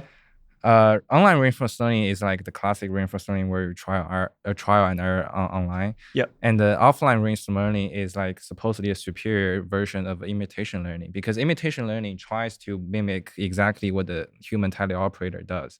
Offline reinforced learning trying to get the best part out of your human operator. Okay, so let's walk through one specific action. This is great. This is perfect. Yeah. So you're saying offline reinforcement learning, it's still different from imitation learning. So imitation, so let's just go both with, how about we go with something fun than folding, maybe some people find folding laundry fun. Let's say I'm not too good at housework. Let's say you do learning how to shooting a basketball. Exactly. I was just gonna say let's have RZ go shoot, which career 40% shooting on amateur gyms, and a career 42% at Stephen Curry. So we go to 3-point line. What guide us through what would the imitation learning be like, and what would the offline reinforcement learning be like, and what would the online be like, and what would what would your dreaming scenario to be like the robot can do. Let's go with that example. 3-point shot. So for imitation learning pipeline, so you would have you have a human shooter, and then you record all its joint states, meaning that what's your wrist state and elbow state and shoulder state, and also all your fingers. Imagine we can measure all those. Obviously it's pretty hard. And then obviously the state of the ball, where it is at each time step, and then you record the entire sequence of shooting a basketball. And once you record that, and you trying to transfer all that onto a robot arm, trying to replicate that entire sequence, that's imitation learning. So the robot arm, if it also has a wrist, it will do the completely same sequence of movement on your wrist and completely same sequence of movement on your elbow. That's imitation learning. Offline reinforced learning is that its promise is that it will. Its promise is that the assumption is that the demonstrations we collect in the data set, they are not necessarily always optimal. Because what's in the data set? For example, like is a whole sequence of movements. On video, and also there's equations. Just data. Just the states of your joint and elbow at every time step. That's it. There's no angles, no geometry, no equation, no other stuff. Just the states. Okay. That's actually less simple than I thought. And fun fact, a lot of movement we humans do are suboptimal, because we do whatever makes us feel comfortable. But from a energy efficiency or shortest distance perspective, a lot of the things we do is very suboptimal. Some animals in animal world might be better, right? And a certain different thing. So in that way, what offline reinforcement learning would do is it will stitch up all the partial optimal trajectory together to form a complete optimal trajectories. So basically, if on the first demonstration you raise your elbow perfectly, but your wrist movement was a little bit suboptimal, you had a little flaky, or your finger was slipping. And then for the second demonstration, your finger roll was perfect, but your elbow was like a little bit towards the outside. And then the promise of offline reinforcement learning, it will recognize all that and learn to put all the optimal trajectory together. So even though if your demonstration never had a complete optimal sequence, the offline reinforcement learning would be able to stitch the partial trajectory together and form an optimal trajectory. So it would have a perfect elbow, perfect wrist, perfect finger roll. Got it. That's its promise. Doesn't mean that we'll always do it, because basically the reward hacking problem we discussed. So how would the model hack the reward? By manipulating an outcome. How would it hack it? In this particular case, how would it hack it is that since it's offline, so reinforced learning has this built-in called a value function. It's estimating how good this state is let me see, what's a quick way to explain this thing? It's a mathematical equation, right? Yeah, value function is basically a estimator that guides your actions. It tells the action if this is good action, if this is a bad action. So in the data set, you have all the data, and that's where you kind of learn the value functions. You based on the reward you collected in the data set, and then you use that to estimate whether this good action is good or bad. Yeah. The problem of reward hacking is that once the function estimator, once you have a function estimator, it might think some other action that didn't exist in the data set is better than all the action I've taken in data set, but I don't have a proof for it. I think the action is better. Within the model, not the researcher. So give you an example. So if when my elbow is outside, the value function thinks this is bad. Yep. And then when my elbow is straight like this, the value function this is better than outside. So naturally, if you extrapolate, you would think if the elbow is in like this, it's even better. Yeah. But couldn't we just program that to be 90 degrees? But because it's not. No, you have to learn it. So value function might think, okay, if you turn my elbow even more inward, this is even better because it's a natural extrapolation. But the elbow, perfect. Nobody ever shoots like this. Let's go example. We talked about this before. On the obviously this is LM, this is not physical. Yeah. The AI as your therapist conversation. Obviously, when people are down, to make them feel like you shouldn't be suicidal, right? Like generally, let's say. But the more they tilt towards this feeling, make people feel super good about themselves. And then they overdo it. Does it make sense? Is that one of the examples? Like for example, like I think I showed you an article of Economist or one of the magazine tried. A boyfriend or girlfriend is going through a breakup. They both talk to AI as a therapist and go, what's going on? Same context, same everything. When you are talking as the boyfriend, the girl is all wrong. You're all correct. When you're talking as the girlfriend, the boy is all wrong, right? Because the reward they're trying to hack is to make the user feel great. So therefore, they overdo it in a sense where even losing accountability in a sense. Yeah, it's similar. Fundamentally, it's similar. It's yeah. But for this one, it's kind of, it's not explicitly hacking the rewards, like hacking its own value function kind of thing. Because it's problematic is if it's online reinforced learning, then the value function would have tried to do this type of shooting, and then we'll figure out this actually is not even that better. Then because it's live feedback, right? Yeah, it's live feedback. But if in an offline setting, it would never got the chance to try it in the real world. So it will think this is better. And then, got you. Yeah. And the natural next question is that why don't we do all reinforcement learning training online then? Sounds like out of limitation learning, offline reinforcement learning and online reinforcement learning, online reinforcement learning is the best. Then in order to move to AGI, whatever you will. Yeah. Like, there are two major problems for online reinforcement learning. One is data efficiency. Okay. So for learn to online, obviously you have to try itself, right? Yeah. So the model has to try. Then this data collection procedure is very, very long because you have to wait for it to try a lot of different paths for it to complete this learning and find out what's the optimal actions. Yep. And then in terms of robotics, just for it to learn how to pick up this cup, it has to, try all the dumb moves. Yep. First before it finally figures out, okay, this is the way to pick it up. So it's consuming a lot of time and cost. Yeah. For the offline learning, obviously the easy part is the data is already there. So the data set is already given. So all you have to do is just train it. So it's a lot quicker for the offline reinforcement learning. And then second of all, which is also, I think one of the biggest problems in reinforcement learning is that the reward signal. So for imitation learning or in general supervised learning, you have a lot of reward signals, meaning that every action you do, you get a loss signal or a reward signal, meaning that are you following the data set exactly? So your wrist movement will get a signal. Are you following exactly the movement in the data set and your elbow, all your things? But for online reinforced learning, the only reward you get is whether you make the basket. So, but isn't that kind of what we want, right?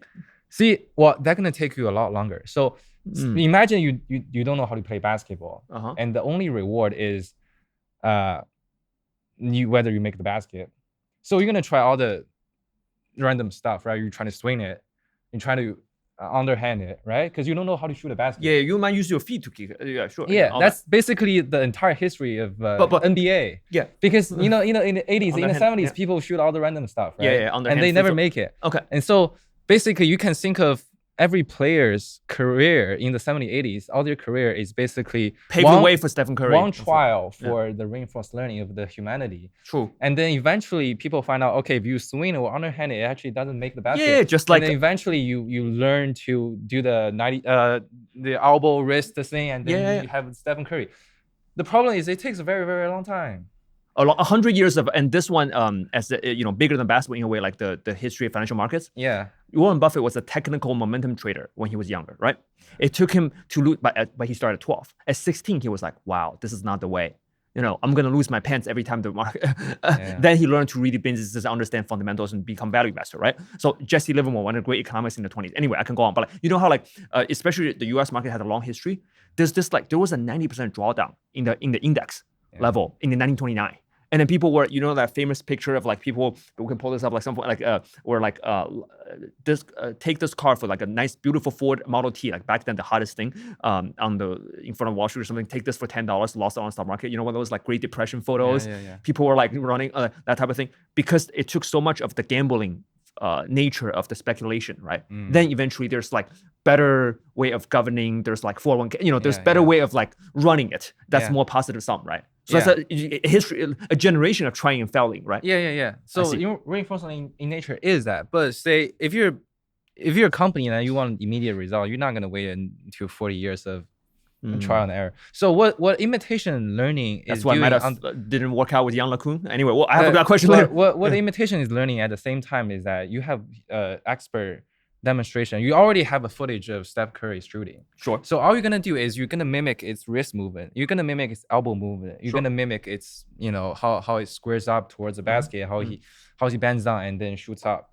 So you have your the guidance is not only coming from whether you make the basket or not. Your guidance comes from is your form correct? So once you get your form correct, you're gonna very quickly start to make baskets. So that's a completely different learning curve, and the progress is on two different levels. Okay.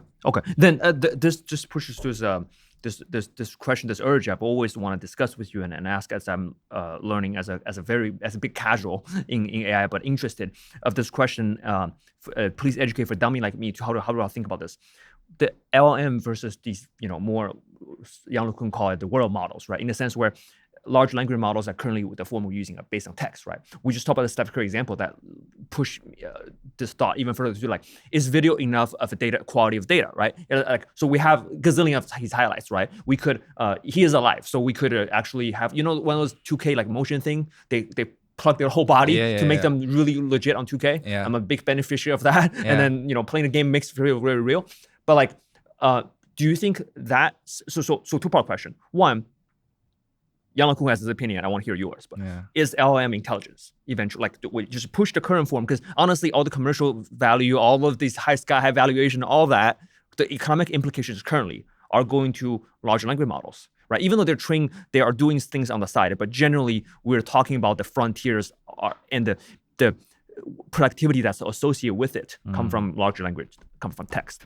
That's the question in part one. This is probably the most critical one for this section. The second part of the question is that beyond that, do you think just having videos alone in that Steph Curry analogy, would we be able to have the outcome, or do we need even other kind of data that's existed? And we discussed before, as in the brain was actually the latest part of human development. It's only a few billion years, where our arms and legs and how we move, that's 20 something billion years that we evolved, and maybe that has a longer moat, if you will, to be disrupted by AI versus the brain. The brain is actually more trivial in a sense.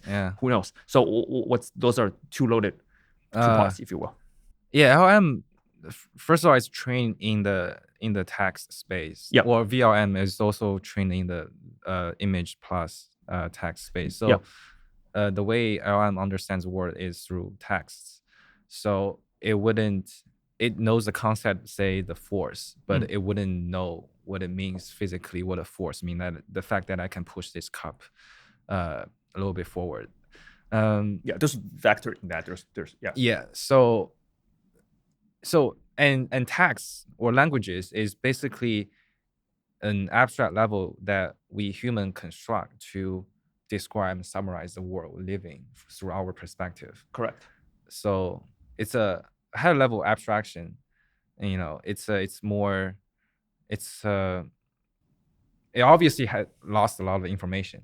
But do you think it's like Yang LeCun says, we can play this video, like he says, language is not intelligence. Or our previous, which is mutual good friend of ours, he thinks writing, which I agree, writing is a lot part of intelligence, right? It's do you think language is intelligence or not? I'm actually not too hung up on this question of whether Okay. it's intelligence. I really don't care. Okay. I don't care. Okay. I'm Well, a why? very practical engineer. Great. Okay. I care about how much value it can bring to me and to the human society. Okay.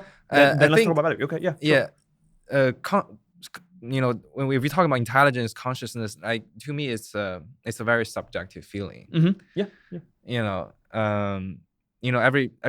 Every person has its own definition of intelligence. Yeah, that's fine. And consciousness is even more vague concept. Yeah. I'm the practical type, so Yeah. I want to get the theoretic side. Like if you have that, good theory. If not, then okay. Then what do you think LM can do for? What's the limitation, or you think it's limited in the applications? For example, can it make in all kind of professions, right? In my industry, like I study kind of all industries in a way. So like, can lawyers make solid arguments, right? Using basically, can it replace not just the preparation side, but the trial side, right? Or doctors, can it give proper medical advice, right? Which so far has shown promising results, right? And then can portfolio managers, but it's very different now. I always tell people the investor's job is actually everything we know is about the past. Every decision we make is about the future. Yeah. It's kind of different than medical doctors where they collect the information about the past. The symptoms likely to show this certain disease, and they make a diagnose. But it's not about whether you're going to have that in the future. It would be different if there's a prediction medicine, as in like, because you did these at 27 years old, therefore you will have this cancer at 45. Then that's like investing, right? Yeah. But that's not what medical profession is. So all professions are kind of different. Like, how do you think about the application side of it? Yeah. So I think, since LM is mainly trained on images and text, so the occupations that are mainly revolved from text and text are gonna feel the most threats. Okay. Because in a way, their day-to-day work or their deliverables are part of the data set that is used to train LMs. Lawyers, their legal documents, and obviously for software engineers, their code bases are part of the training data set of LM. So I would say if your work is part of the training data set, then you should be more alert. Mm-hmm. The same thing for I guess journalists. Yeah. Basically, like say, the president said he wants to take Greenland today. The news came out, but there's NBC, CBS, everybody has to write an article about it, right? Yeah. So now I say, President of the United States wants to have mineral rights to Greenland. Now write me an article. Click publish, but I belong to NBC. It says from NBC. He belongs to CNN. He's CNN. Is like essentially. I'm pretty sure the element can do their job. I'm sure there are other parts of the journalists that is not just about writing. It's about what kind of story you want to tell, and other connection. You have to interview people, and there are other aspects of the job that. Of course. Yeah. But like the pure writing side, I'm not saying I'm kind of replace them right now, but it's on there. It's on the way. Yeah. I think Andrew Kaparsi not too long ago sent a tweet saying that he felt very he's fallen behind on this AI tools. He felt like the software engineering role has I forgot his exact word. I never felt as behind as I was in software as a software engineer in any decades. And for those who know, Andrew McCarthy is he was the head of autopilot at Tesla. He was the co-founder of OpenAI. He went back to OpenAI. Like he's the most accomplished. And also not just him. There are other couple big names in the software engineering world that they said they stop writing code themselves. Yeah. And then the role of software engineering gonna evolve into a different role pretty soon. So yeah, who would know 10 years ago you ask people what AI gonna replace? Nobody would say software engineers, but here we come. and faster than, let's say, a FedEx delivery driver or any of those, right? Yeah. And that is basically electricians. the fundamental Moravec's paradox I think we talked about before, is that the to human, the seemingly easy things are actually pretty hard, and the seemingly hard things are pretty easy to robots. Yeah. So this logic, reasoning things, this dealing with words, dealing with abstract concepts, this kind of work are actually pretty easy for a robot to do. Yes. Bad news for us as we're more abstract people in some ways. What do you think the different, what's left for knowledge workers then? So we assume people working with their hands have a long, at least for now, a good moat, if you will, right? If you can design, if you are an electrician, if you need to so that's why, people, I mean, there's a lot of, Scott Galloway talk about this, and economists talk about this. People should go to plumbing. Plumbers make a lot of money. Yeah, not because their knowledge of plumbing, but the fact that they can do the plumbing work. They can actually do the work with their hands. Yes. It's their manual labor. It's nothing about their knowledge. Not the thought of designing the pump. No. AI can probably design the tunnels and how you be efficiently much better. But they're actually doing the work itself, because they lack the physical intelligence. The physical intelligence lacking behind. Then let's push the thought on what's left for knowledge workers, in a sense where I read some things which I agree with on, like I think Ilya talked about this, of taste, right? Ultimately, like there's AI researchers still need it in a way. There's a taste of how to train, what to do, right? There's this, if you will, like a more senior architectural role of knowledge worker that's like designing, understanding the know-how, those type of things. Maybe that will be replaced too. Who knows? Do you think LM can go to that level? Like so essentially, paralegal is here, like a senior, like a trial lawyer is here, right? Then like, can it do that? Or a research analyst here, CIO, portfolio manager, Warren Buffett's here, can it do what Buffett does? Or can it do, does that make sense? Can they do what Ilya, can they train models themselves? So like, then Kropotkin will be out of job, be like, all right, we don't need you. What do you think that function is? Maybe I can answer you in this kind of scenario. Like there's a thought process I did that I think is, I kind of wanted to share that. In the future, I want all the CEOs to be AI, to be either LLM or some learning agents. And you're sure about even the LLM format, strictly just the language format, to be a CEO? Maybe not the current LLM, but a more capable LLM. Okay, but the same architecture, like a GPT 8.0, but based on text. Interesting. That I don't know. Maybe, but okay, keep going. Yeah. But basically, a learned model. Okay. I wanna, and the humans were gonna be like a chairman of the board kind of role, but all the CEOs should be an agent. Okay, keep it. Yep. Makes sense. Keep it. It kind of, because you want the moral compass of the human to be chairman of the board to make sure it doesn't go off rail. Is that what you're saying? Well, the corporate governance, but the CEO is the execution. Yeah. Why I think the models are gonna be better at the CEO roles is that the humans has very limited context windows. The amount of information we can hold at a certain time is very limited. Yep. And we are very much rooted in our own perspective. Both of us try very hard to understand other people's perspective, but it's our capability is limited. Yep. And it's hard work. You can. It takes effort. It takes a lot of empathy and a lot of effort. Consistently too. Yeah, it's very hard. So I would say there are years in my life or periods in my life I'm better at it, and there are times I'm just too busy to do that. It takes a lot of energy out of you. So that's a fundamental limitation of human beings. True. And I think that is the reason that we have this endless conflicts, because all of us have our own perspective. There's things we pursue, we desire, and other people have their own objectives, their things they want to pursue, and ultimately our objective are gonna run into each other and have a conflict. And so I feel like you're talking more than CEOs, more nation state, head of nation states, right? In a way, the conflict. Yeah. So ultimately, when things get heated, we're gonna have war. When Yeah. things are not heated, we're gonna have arguments. So, but the conflict is always gonna be there.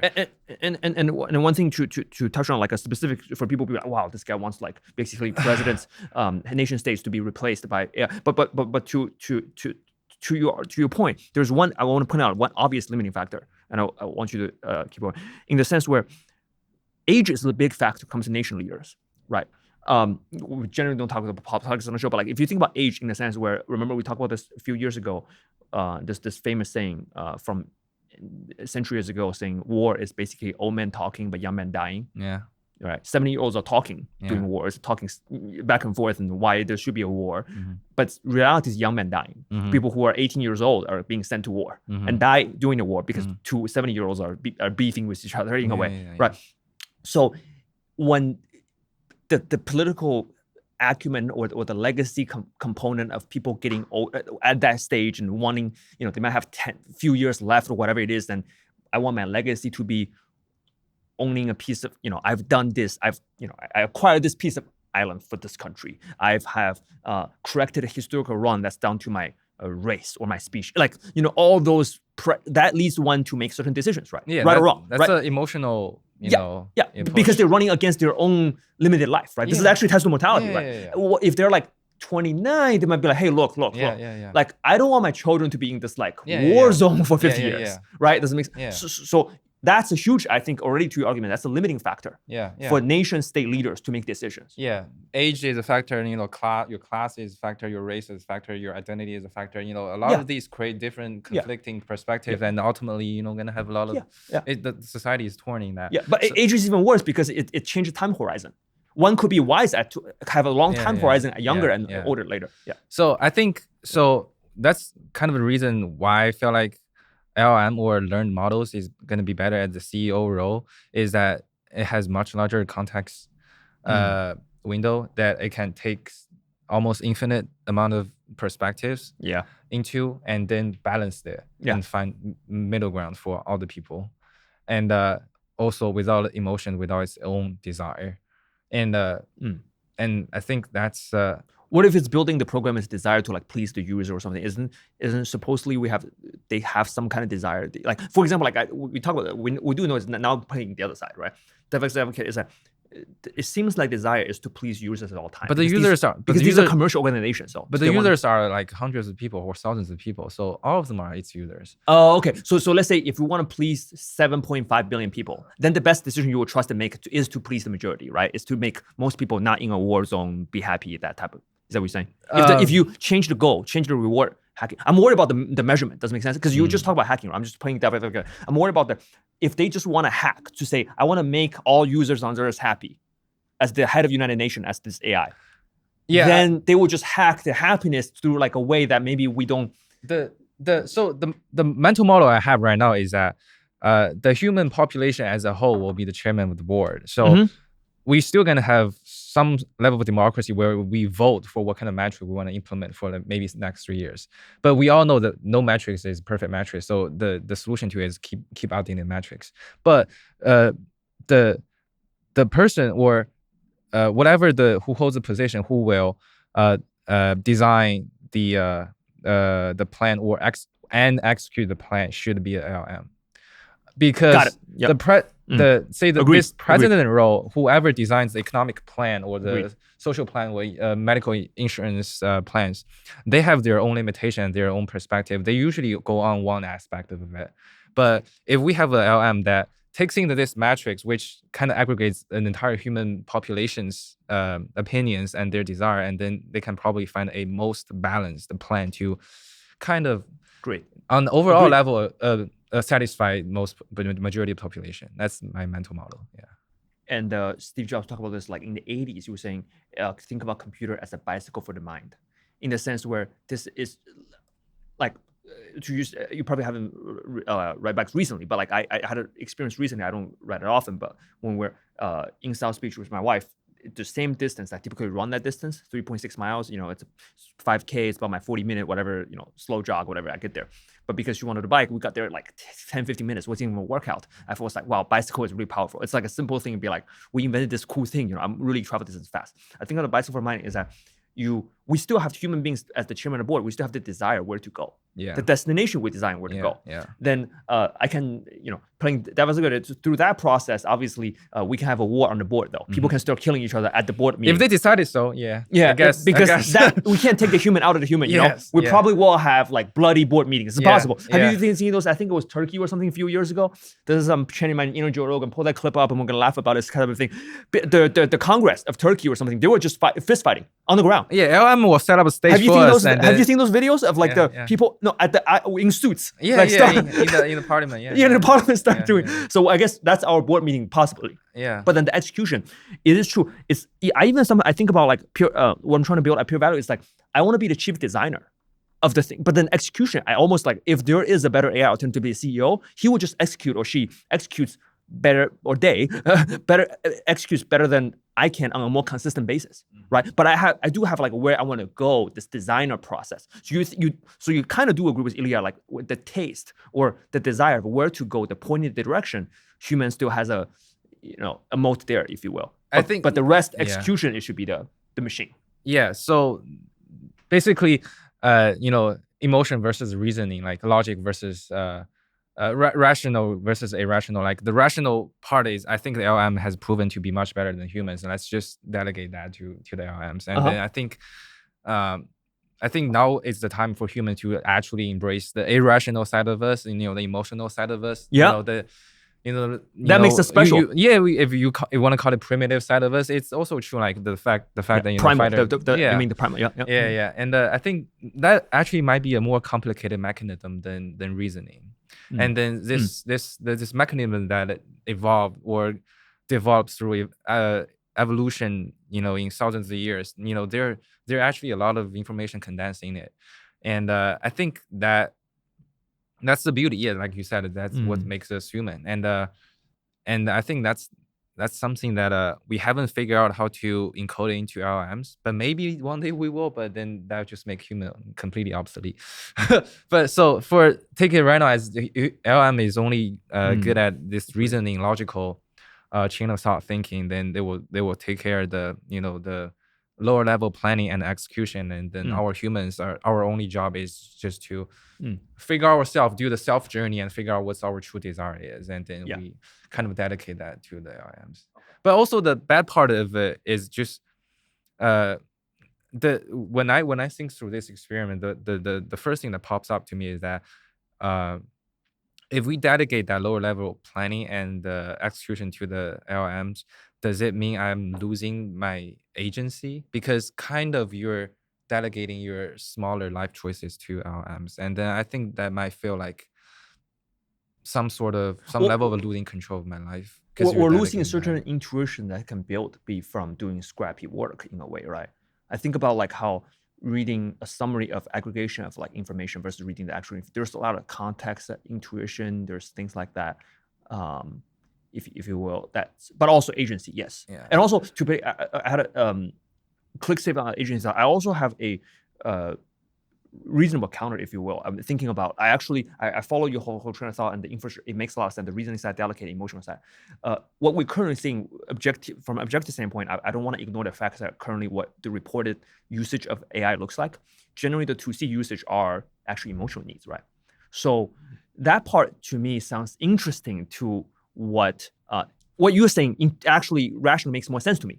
But what we're reading about, take out all the cursor usage, all the Anthropic usage. Then the rest is what's the reported usage. Yeah. It's your therapist. Yeah. It's your best friend. It's to play the boyfriend role, girlfriend role. It's to make people less lonely. It's to have somebody to talk to. Yeah. So that it sounds like AI is doing that emotionally pretty well. Or obviously we know there's a layer. They can't be a real friend.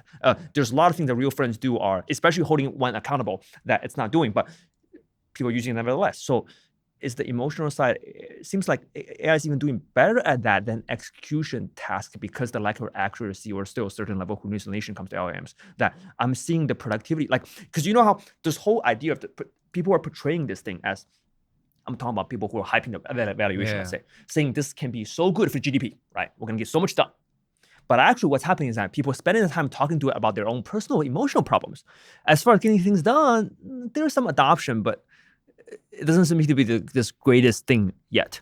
Yeah, for the I just want to point out the reality on the ground. You know what I mean? Like with that. yeah, at current point, maybe it is the reality, but I think the diffusion will happen pretty soon. Like one of our best friend Haxi, you know, he's obviously a huge contributor to the diffusion. He's gonna apply agent to IT industries, and you know, entrepreneurs like Haxi would help the diffusion process to make it execute better. To basically, you know, diffuse this technology into all the industry, basically every corner of our life. And that will take a little bit of time. So, and I believe that it's doable. It's absolutely doable, and they're gonna happen with the current LM. Yes, absolutely. It will boost productivity by a lot. It's just, you know, naturally the technology takes a little bit of time to diffuse. Okay. And still takes people. So the key point here also takes the real people, not entrepreneur AIs, but entrepreneur as a human beings. Yeah. To do it. To integrate into the this whatever you say legacy systems of of the society. Great. Then I'm just holding your intellectual thought consistently. Then we still require Hexy to go do that. He's a human CEO. Why don't we have an AI CEO to push AI application? What's the gap there? My vision of a AI CEO is probably going to be like 60 years or 70 years later. Got it. Okay. Yeah. So the current iteration, let's say, if we want to push AI productivity boost in the next, let's say, 10-year vision, right? Yeah. Generally, we look at a decade. Then you think that has to be done through human-driven entrepreneurs and CEOs to do it, not an AI CEO. Yeah, human CEOs and okay. Because of some things that's lacking from the current technology, or yeah. Obviously, the LM is not as smart as we want it to be. Okay. And I think for humans to accept a AI CEO, the AI CEO has to exhibit a unimaginable ability to manage and execute. Yeah. And I think it will happen. Okay. It will happen. Let me point out something that's resonated to you from a driving standpoint, autonomous driving. You worked at, for those who didn't even do this introduction, you worked at autonomous driving for many, many years. Yeah. And I want to relate to something that what I do investing markets, there's something relatable and very interesting to you. Okay. So Haoyun's being too simple, emotional, and galactic as well, and also a startup at Dexter Robotics that's more dexterous hands. But previously, about 5 years, right? Yeah. You worked on large trucks to small passenger vehicles, autonomous driving process. I think actually the biggest challenge is this point. I don't want to let it slip. It's the sense where the mixed usage between AI in practice, autonomous agents in practice, with human participants creates this temporarily, at least messy scenario that actually costs harder for AI or human to execute in the sense. So the stock market has a lot of algorithm trading, and it has humans in it too. Yeah. So both emotional and this more rational execution is there, right? Yeah. On the road, there is more and more, autonomous agents, right? Yeah. Or Tesla's, when Elon released them, gets regulation, he would just click a button and let them off, go rogue or something. But they have to deal with human drivers making errors. I think a lot about how, because fundamentally, I agree with actually a lot with your vision on the 60, 70-year version. I didn't know it was that long of a timeline. But I do see that in a sense where I can almost say, for sure, just like the Thomas Edison saying, I'm not a genius, but I know certain spots well. I can certainly say if there's zero human being trading in stock market, I have no edge. Because of human beings, they have one price drop, they get fearful. Yeah. I get excited. Yeah. Everybody is crying when price drop because it's very emotional. Because they're not trained to not to be emotional about money. Where when price goes up, I feel endangered. Yeah, there's a problem when price go up. Yeah. They feel like I got wealthier. I'm like, no, valuation got stretched. Yeah. So they, 99%, because they're not wired that way. Yeah. That's why there's a huge value arbitrage in behavioral finance. Yeah. But if there's no, if it's all machines, that's doing properly allocating based on how the company is fundamentally operating, then there's almost no reason to arbitrage that. There's no March 2020, there's no COVID shock, there's none of these fears on tariffs and all these type of things. Then actually there's no superior advantage in terms of alpha, right? So on the road, it's almost like the reverse in the sense where if there's no human drivers, so all robots at this point will probably have autonomous driving already, because generally they follow certain rules to the teeth. They're not making a left turn at 80 miles an hour or crossing a light when it's becoming yellow and all the type of little things that we do, especially in California. Yeah.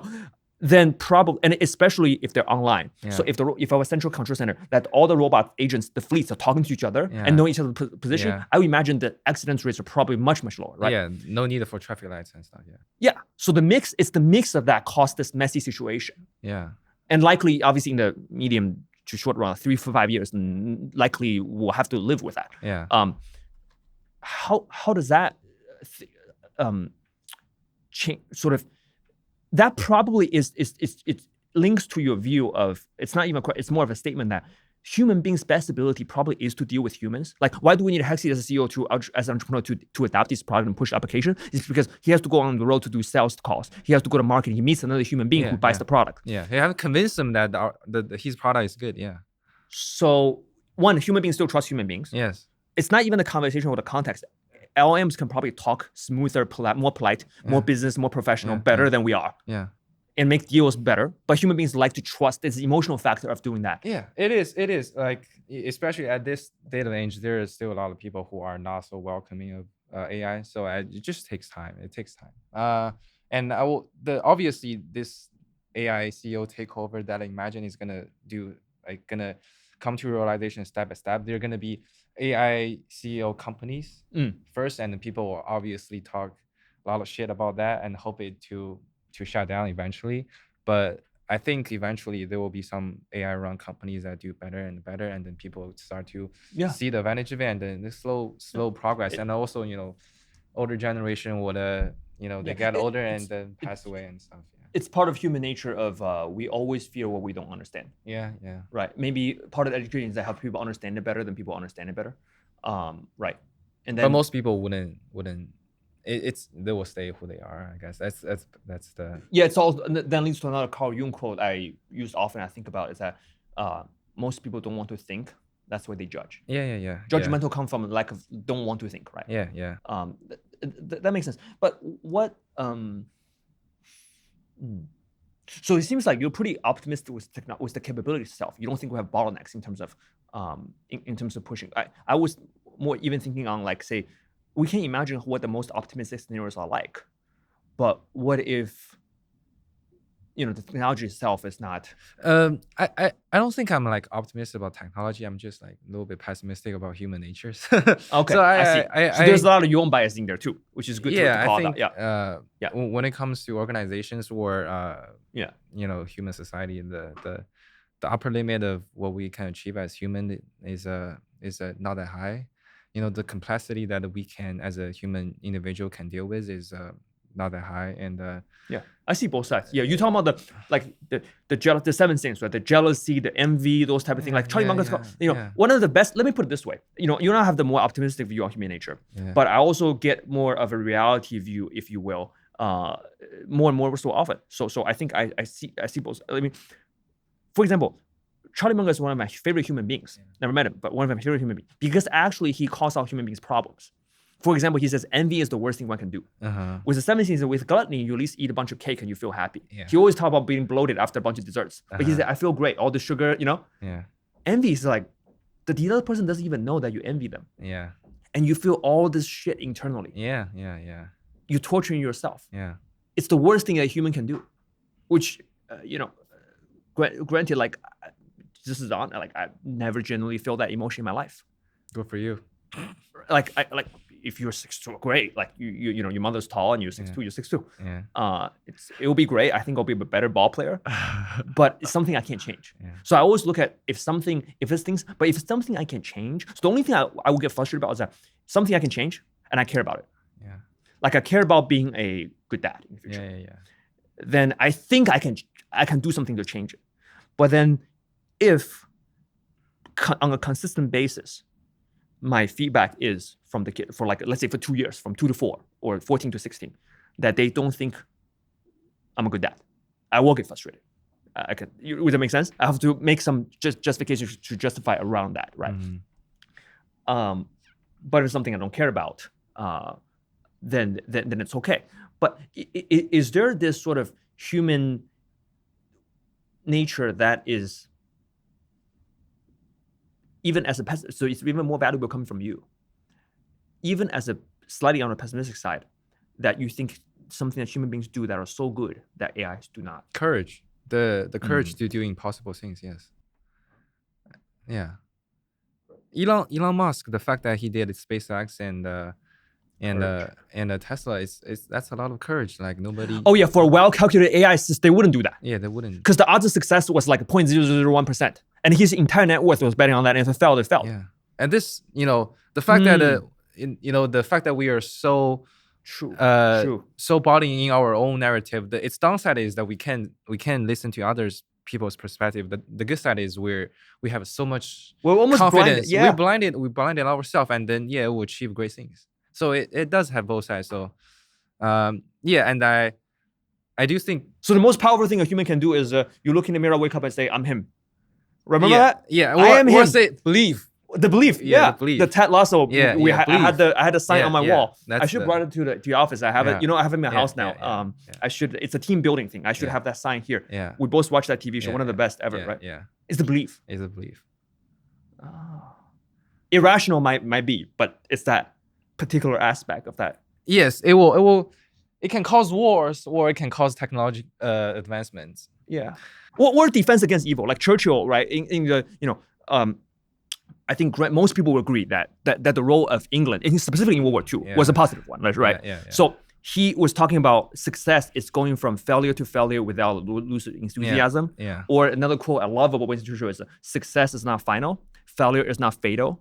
It's the courage to continue that counts, right? Like basically they had no chance against like at the time mighty German attack. Yeah. But he was giving speech on radio and saying we're gonna defend, we're gonna do. Yeah. But that somehow juiced up the enthusiasm, and then UK was not taken down like France. Yeah. So this level of just almost irrational optimism. Yeah. So there will be war times created by say selfish leaders, but there also be heroes who stand up for the people and sacrifice themselves. They are both very they have their own beliefs. But to me, it's when I think of a very, very long term, like say tens of thousands of years, is that it's just like circles. You will be heroes, and then there will be war criminals, and then heroes again, and then war criminals. Good times, again. great softness. Yeah, that kind of. And to me, it's kind of how can I break this cycle? That's why. So you refuse to. This is interesting, and this is even deeper. We're taking on the Western philosophy versus Eastern. Eastern philosophy, the Buddhism is accepting the universe cyclical in nature, right? You actually have the progress-based Western view, but you do see the world as cyclical in nature already. Cyclical. And you were like, I'm a technology optimist, or maybe human nature pessimist. I want to break that cycle. I'm going to break the cycle. Yes. What Buddha told me ain't true. I'm going to use this, my understanding of reward function, of value function, of these things to break that. And then hopefully at some point there's a superior governance that we are in a permanent happy state, if you will, or permanent more rational state, if you will.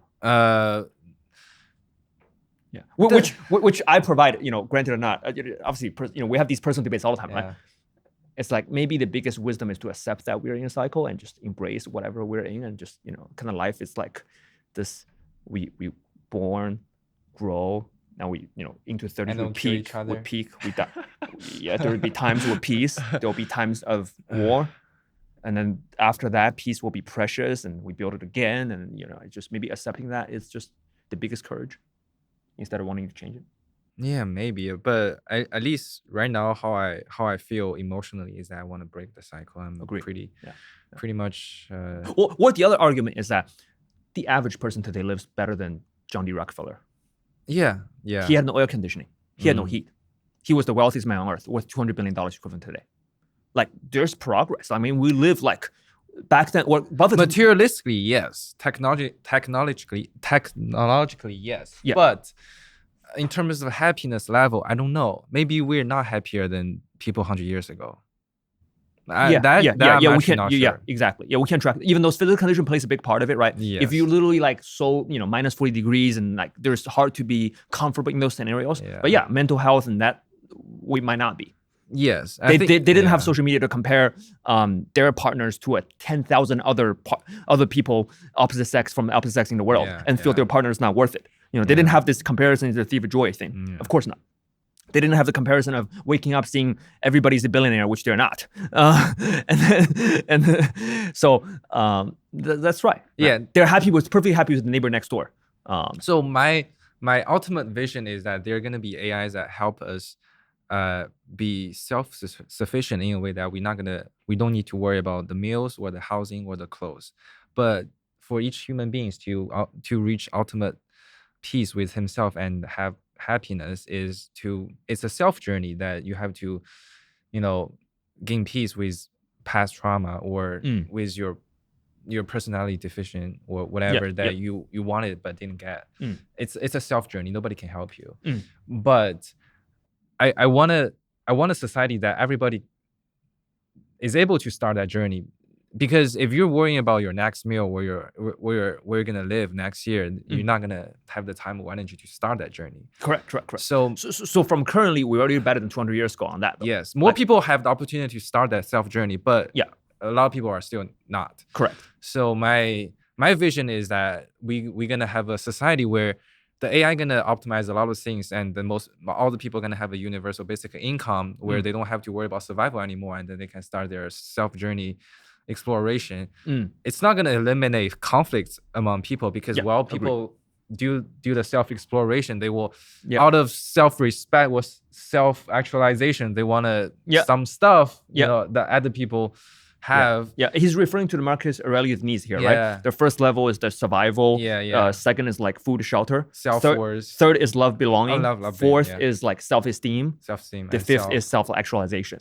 While we climb up that ladder, we will have conflicts with other people, and then through the conflicts we have more reflection on ourselves. I mean that's just every individual's own journey. But and I think Deng Xiaoping and Li Kuan-yew agree with you on that. Erasing poverty is the first step. It's the first step for citizens to be happy and pursue happy, to have the option to find out what does. And then beyond that, I actually don't know what else I can do. I think that's I will consider if I'm like a technology visionary, I will consider my job done, because beyond that, it's just everybody's own journey. Okay. Speaking of great, point well taken and eloquently explained. Credit to you. What about with that, like slightly one notch? What about on the practical side, right? What about there is value to go to work. For example, there's value to provide for the family, to feel like going to work a materialistic outcome. That is, I'm giving people who I love I'm being responsible for their financial well-being and their food, their shelter, whatever that is. To want to feed back to previous generation. Like, so I take care of my mother, I take care of my wife. Now I take care of 3 children. Like, what if that's like 80% one's meaning? Like throughout history, there's a lot of people. That's enough meaning to derive from that, right? Or the whole we talk about a lot about this with private conversations with family and stuff like that, right? Taking out the whole village, like entrepreneurs, like generation like you, that things like that, right? Like to take care of even more people than immediate family. What if that's like the core social value or direct that's from? Then if we're at this you and Yilang both kind of believing this a lot with this economic absolute boom prosperity scenario that no poverty, then what if a lot of human value originally derived from actually producing economic outcomes? I mean, people can still choose to produce. I think in the future, labor is just a choice, but it's not like nobody has to do no labor. You can still do it. It's just a choice. And it's me doing hedge versus doing podcasts. Podcasts, I'm chasing no revenue. Whereas this, and also makes sense. And also, I think as time progresses, and people will find new ways to generate meanings. Yeah. I'm just pointing out historically, there's a lot of meaning coming from providing, right? Yeah, I think humans are very good at adapting. That's why we are still here. On the mental level and the physical level. Correct. Yeah. Throughout history, it's not the strongest nor smartest. From Charles Darwin, the most adaptable survive. Yeah, that's true. Because I can see even from relatively lucky, privileged situations, through our peer group or friends who are in business or whatever, like they have good amount of financial security, but a lot of their meaning still derive from chasing more. Just the fact, right? Like I see generally what daily, because there's no, it's always like, don't watch what they say, watch what they do, watch what people do, in a sense. Like if the daily goal is to get more money, or right, then or perform business activity, then generally that is the rationale behind, right? Would make sense. Yeah. And then like sometimes my days actually decided kind of like this dissecting to like half and half role. Like I do not get paid from lifting weights or working out, whatever. I get vanity, sure, but I don't get. But that's not money, right? It's vanity. It's something different. Not saying that's higher pursuit, but I'm saying like that's a different drive, right? Yeah. Or generally being a good husband to my wife, I think it's just more of a we have a companionship, and which we'll go into relationship in a second. Companionship and love and respect and gratitude. We're spending time with my mother. That obviously has zero monetary return, but there's love there, and there's there's reasons behind it. You really want to justify the reason, right? Or talking to interesting people at the airport. I have this habit of like talking to random people and stuff like that. I don't think I'm looking to like solicit marketing materials, if you will. But that's interesting. So you think we can move more towards that? And basically I hope that everybody would get a taste of freedom just like I did a couple years ago. That where you can decide whatever you want, you can do whatever you want to do. And then if people decided they want to do Muay Thai, they should have the financial capability, financial security to actually do full-time Muay Thai. Instead of worrying about jobs and incomes. And then to make it more transparent, more direct, it's not like he had millions of dollars saved. It's all it takes. Maybe you work a couple years, you have like north of six figures, let's say 120 grand or whatever, and your monthly burn is like 4K, 5K, and then you're living in San Diego. You are now living a luxury lifestyle. You're comfortable. Then you can take 5 months off to pursue a hobby that you really want to do, right? Just like people would take a gap year to travel or something like that. So it's not like this whole social media vacation comparison thing is like people assume you have to be a billionaire to be happy. It's completely not true. You cannot be, worried about your next meal, where your next meal come from. There is a middle sweet spot where it's comfortable. Right? It's for it to be comfortable. I think it doesn't have to be a very high bar. It's it doesn't have to be high at all.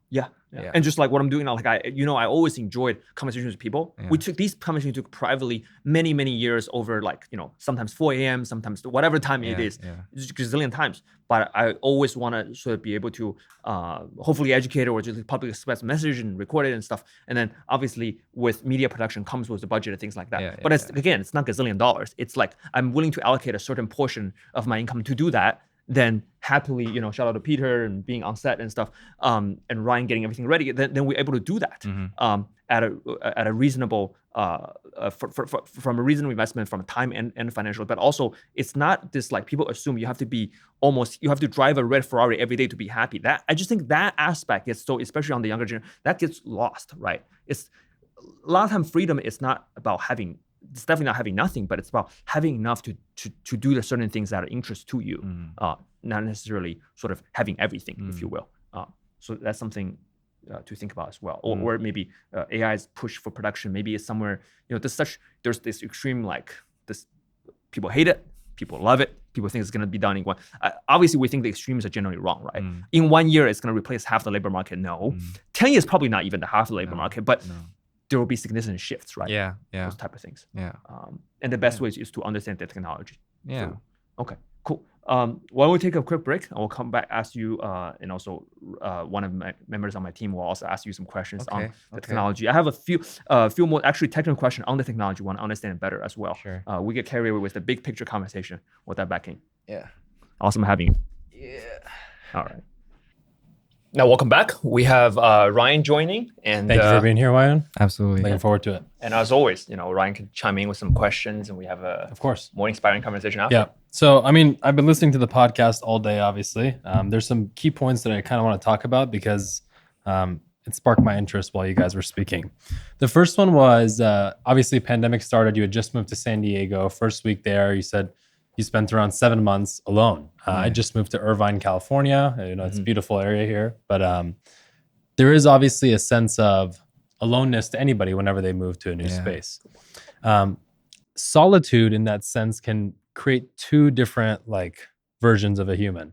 It can either inflict a personal chaos, maybe in your own mind of I don't know what's going on. I have no social skills. I have no social power here. Or in your case, what it seems like is it might even open a new kind of clarity.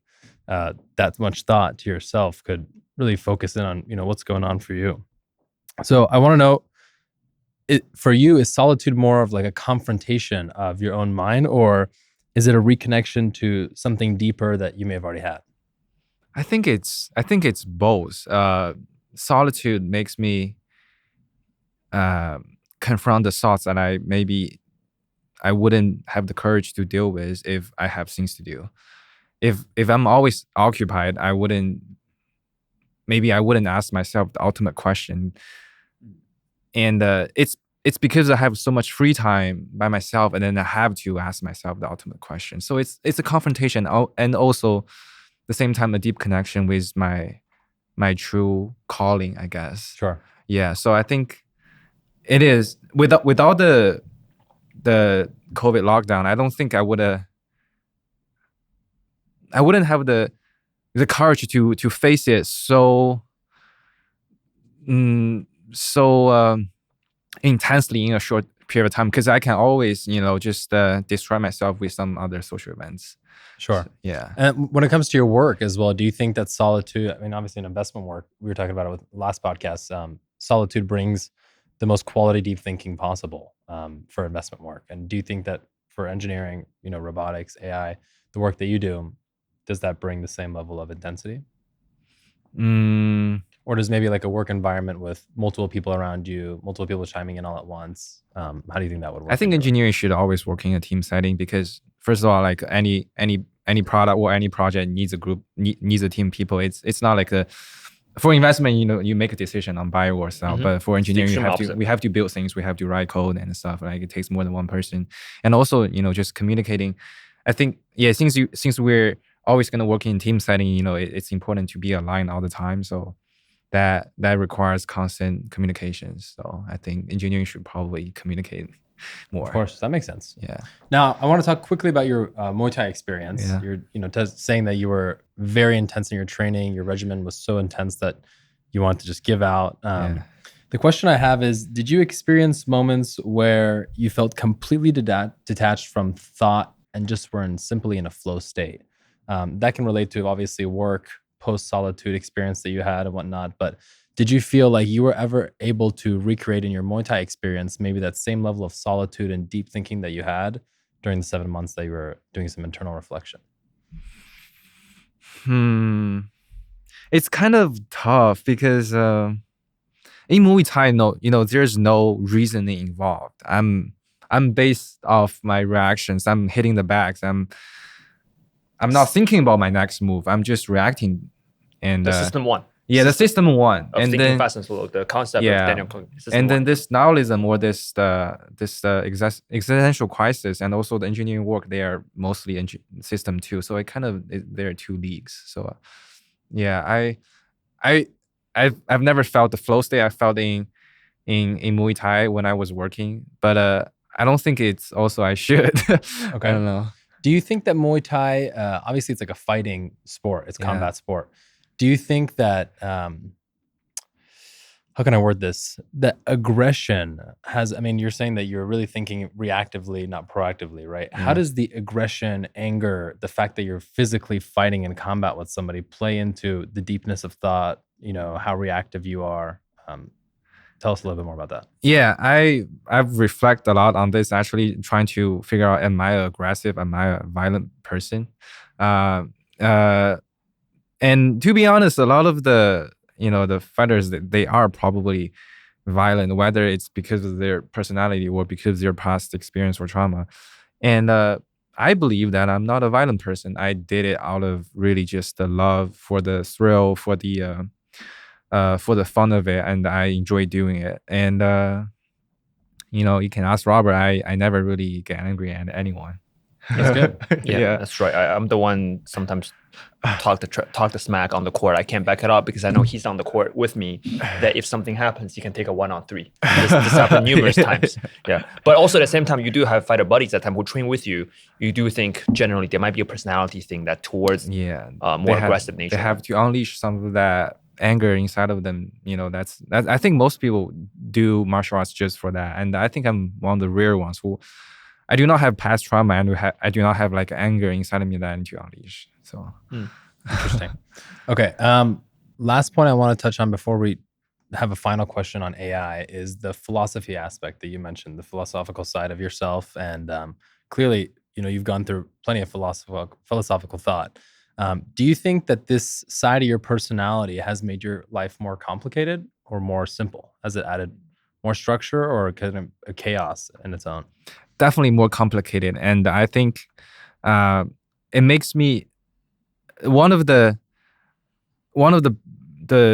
my favorite outcome of my nihilism phase is that I've truly embraced who I am as a person. The fact that I want to live out every aspect of my personality, and because a lot of times, people put on label on themselves, and they will think, oh, I'm this certain type of people, so I would have this certain behavior, not others. And for me, I never put such constraint on myself. I can tell people I never get angry. I have the best, most mild temper, but I'm also capable of the most violent, because on the surface those two might conflict each other. But the fact that I don't put a one label on myself, so I can actually have multi-facet of personality, and then that actually I always think everybody is very complicated, and actually on the surface maybe not even consistent on different perspective. It's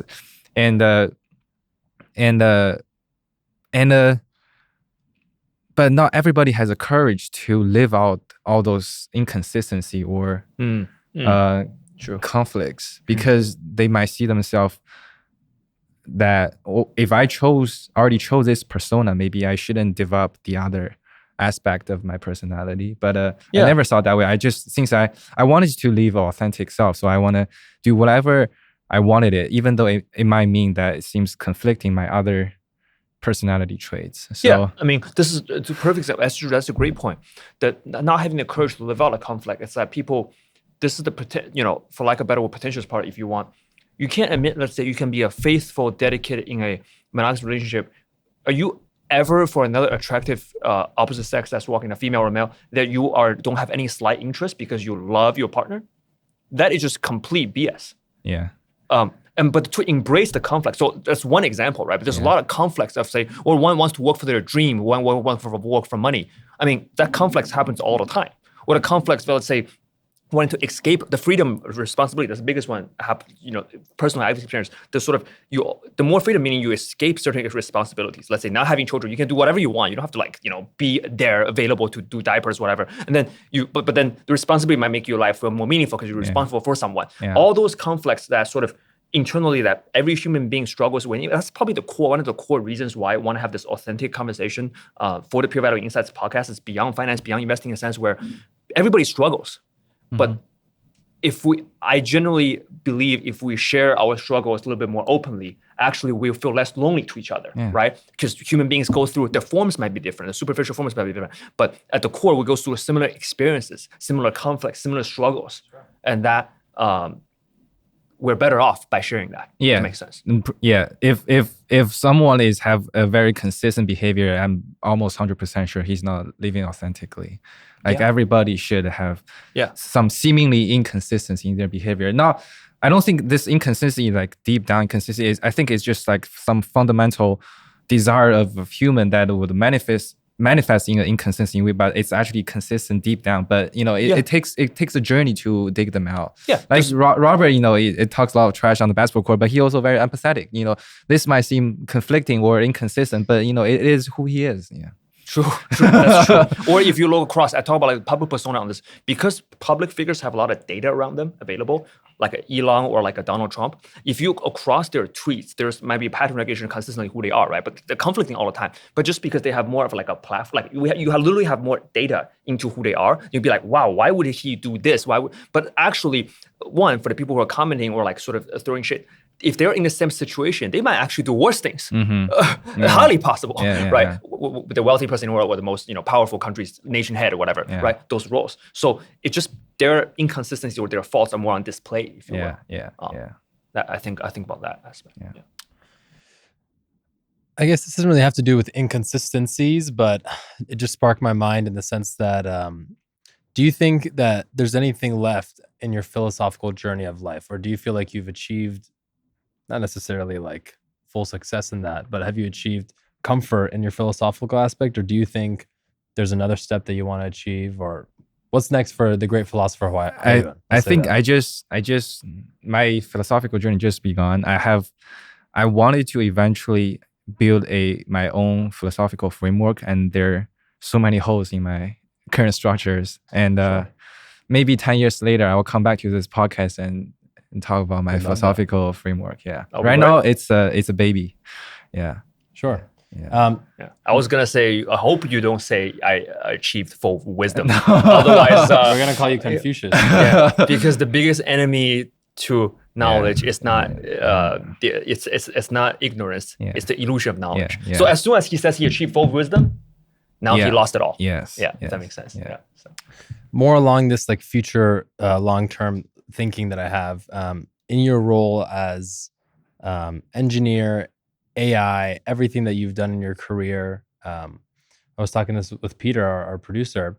What do you think is something, I mean, there's a lot of capabilities you talked about with AI on the podcast, but what do you think is your biggest fear in the future of AI and where we're going? Do you think that new AI models might make even better CEOs, CIOs, COOs? What do you think is the future of AI in terms of fear, not in terms of success? The misalignment between AI and the human. And I think this is actually Ilya did a lot of research on this alignment thing. And there's also a book called Human Compatible, written by, I forgot his name, is the professor from UC Berkeley. Is this misalignment as in the worst case of it being that AI think it's best for a human to go extinct. That's the worst form of the misalignment. The other form of misalignment being, like what's a movie called where you take the red pill and blue pill? Matrix. Yes, that's also obviously another form of misalignment. Yeah, basically that. Basically, to me, it's like a reward hacking where when we give AI an objective and then the AI kind of implement it in a way that actually ended up hurting us. So for example, let's say you wish no war, you love peace. AI decided as long as human beings exist, because we have religious belief, we have conflicts, historical, these reasons. Might as well go extinct, right? So kill all humans and no war, right? Yeah. So if you really emphasize real function at the end, is no conflicts, no hot war. So literally no one knife kill the other. Human beings to stop killing each other. The best way is to get a species gone. Then they might just erase the whole species. Yeah. That's kind of overstepping the reward. Yeah. If that's maybe step 10 along the process, right, where AI decides to go extinct with humanity, where along that process do you think we are in terms? I mean, I don't think today that's the case that AI is capable of that, but maybe down there. Have you seen the movie iRobot before? Yeah, iRobot. Very similar story. I mean, just basically robots take over. They want to kill humanity. How far do you think we are from the potential of the model or AI being able to even do something like that? I think once we start to make general purpose physical robot, that will be step 1. Okay. Because say right now, I think there's a company called 1X started selling a home robot that would supposedly do laundry in home. I'm pretty sure if through some hacking, the robot swing at the homeowner, it will deal some damage. Not necessarily killing the homeowner, but dealing some damage. Definitely. So I think that's step 1. Yeah. Well, hopefully we're not there anytime soon. That's the one thing I'm thinking about. We will never know until a robot actually killed a person. I have a joke and a serious thought. The joke is the step 2 is maybe the robot does 200 kicks within 3 minutes. Oh, no. Right, they're not that good yet. Like they're super slow, so it comes in. They don't have a cardio issue. So they have to get there. This speed. But the serious thought is, what about through this process? Can we? I mean, the classic case is you just unplug, right? You unplug the data centers, you cut off the power. They're powered by electricity. What about maybe that's too dumb of a naive of a way of thinking can erase that. What about the sort of, if we see misalignment sort of cutting off energy, because essentially, right, we're not talking about things just purely on clouds. This is based by a huge power infrastructure that they cost. When our brain costs 20 watts to power, a few bagels, you can start talking and compute, but they cost a lot of power. So what if we we stop that? If we really reach that level, I'm pretty sure the the AI agent at that time would know some way to prevent being unplugged. Got it. I think there's a story that I forgot who wrote it, but during the development of a large language model, the developer explicitly told one model that we've developed a better model and we're gonna delete you, and then the model somehow managed to convince that existence. they try to save itself from being deleted. I forgot the details of the story, but so the researcher reported it just to convey the idea that maybe the LM at this time has at least maybe not consciousness, but this desire to, it's a survival instinct basically. Yeah. And do you think there any form of sentient being yet?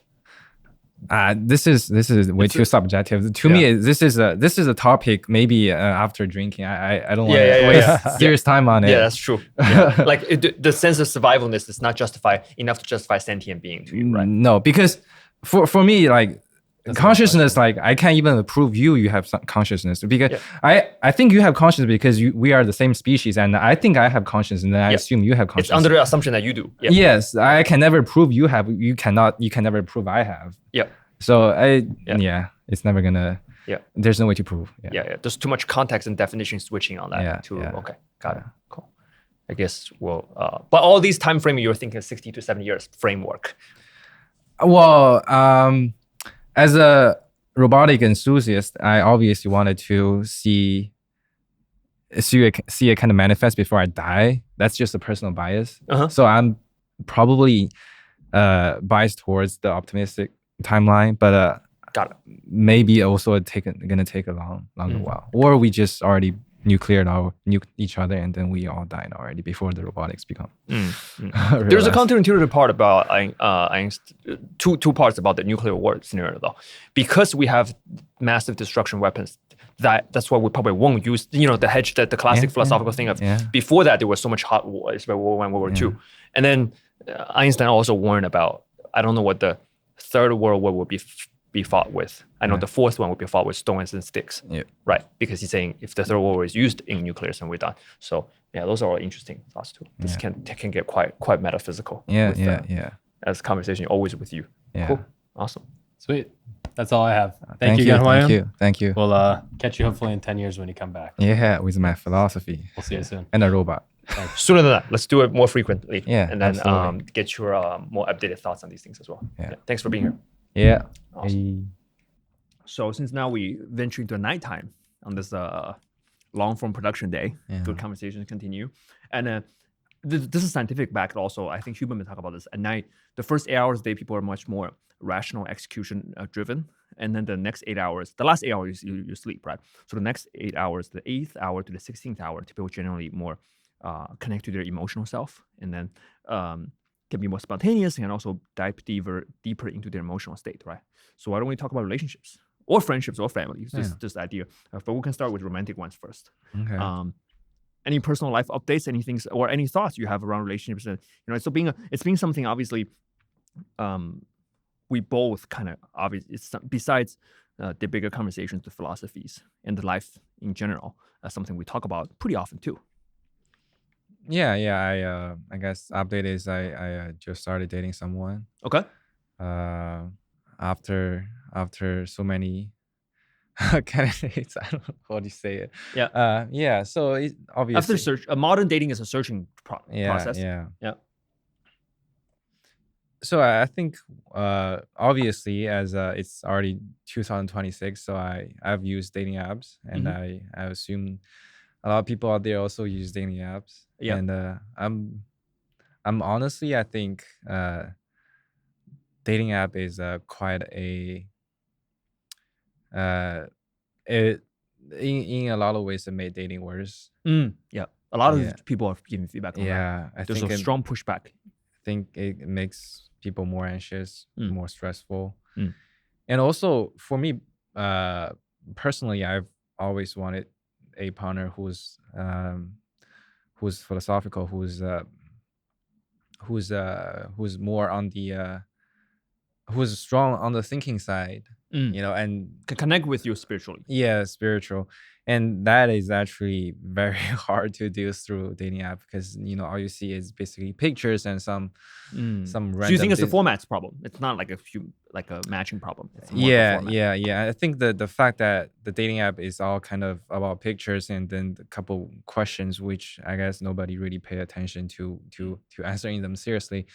So it comes down to just pictures, and it's a very limited way to know a person, and then the fact that you can almost have a lot of options on the app, and I think that creates a very kind of a toxic way of dating. So Yeah, it's almost like you treat people like numbers thing will go through, and then just like, what's the shiniest thing I could grab like real quick? It's kind of going to a store, right? It's kind of shopping, right? It's a little bit too much like shopping experience, you say.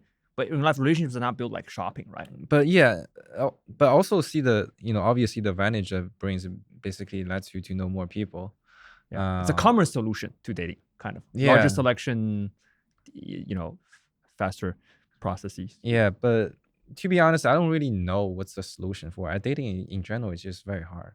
Okay. And I think also what makes dating hard is I think during dating it's actually it reflects who we are as a person. It's a great way to have a mirror and to see yourself. And It is a mirror. Yeah. that is an aspect that I think a lot of people overlooked, as in people always talk about what kind of partner they're looking for, but instead I feel like people should pay more attention to who we are as a person, and what kind of people we actually attract. Okay. Yeah. Okay. Do you mind shining some light on like what no, that's beautiful. That's actually philosophically very interesting. What do you think you were, and what type of people actually turn out you attract? Like, what was a misconception before, like something you think you might attract this or you didn't attract that or something? Like, what was the, if you don't mind sharing, to open up on that particular? Well, to be honest, I've figured out what type of partner I want pretty early on. Yeah. So I never really was confused about it, but I can see the confusion in a lot of the girls that I've met. Okay. Give me some like common common like phenomenon, if you want to describe it like. Okay. Common phenomenon. Like from a common sense perspective, you should be I assume you should be reasonably popular, or at least above like an average. Like, just let's say from a income, height, industry, selection, profession, like, generally this is true. Study shows that, right, women don't like just like men who are broke, obviously. So right, that's one. You have decent professional pedigree, and then science resources, and also above average physical attributes, right? Yeah, Muay Thai experience helps. So all that should help. But then what would be something like, you assume you attract this type, or they're confused about what they want? Like, what is the discrepancy there? Because that you raised a very interesting thing early on. Yeah, I think obviously I'm the type of person who I think I have the courage to live out who I am, and I pursue what I want instead of being constrained by either social expectation or family expectation. So in a way, I'm the type of person who would be described as free. I would describe myself as a free person, and I think this aspect would attract some girls who, because most girls, still in this society, comparing to men, they usually face more constraints on what kind of behavior and what kind of career paths, or what basically in general what behavior you should they also have more expectation, a biological clock on having children, and those building families. They have more pressure that way. And then if they see a very free spirit, they're usually attracted to it. But also, instead of one saying you gotta sort of be my wife next year and deliver children from me in 2 years, that type you're talking about. And I think and then usually from my own personal experience, they're pretty, they usually would share. I think one of my magic power is like people willing to share their personal stories from That's to me. great. That's great. Yeah. People are more easier for people to open up. Yeah, and then and I think through that I've known a lot of the kind of the personal stories, a lot of girls, and Okay. yeah, and I think it's just like a common struggle of girls these days. Is just they're trying to find their own identity, kind of.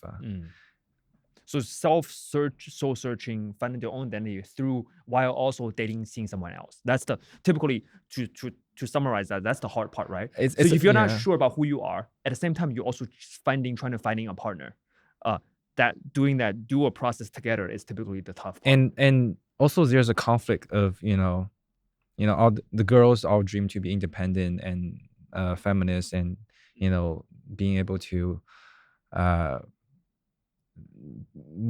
basically rely on herself. Yeah, self. Well, also at the other end, there's huge societal pressure or from family that they should find a partner, and also maybe deep down they also wanted to find a partner, but they also want to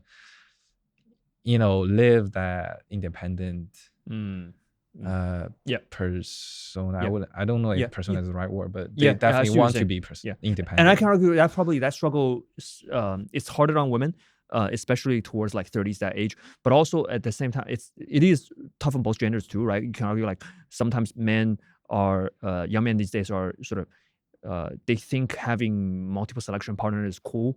And then they are obviously don't have less much of the sort of family structure to get married soon or things like that. But or some of them don't, let's say. But then because they are so rewarded on being like independent, having resources, type of things, they think that's all in all for their answers to their happiness, to their and then they might miss out on finding a monogamous good partner or finding a good companionship, right? Because of that reward system. So okay, this is fun, the type of thing, right? Is that just so kind of place both genders as well, right? Yeah. Basically, as the time progresses, there are more isms, there are more movements, developing, and then a lot of people trying to be progressive. While we also have deep down our own, natural tendencies and personalities, and sometimes they will have conflicts and stuff. Got it. Yeah. Describe how do you feel falling in love? Tell me. Dang. The emotional process. Yeah. It's very hormonal and emotional. It's just you want to spend time with someone. Okay. And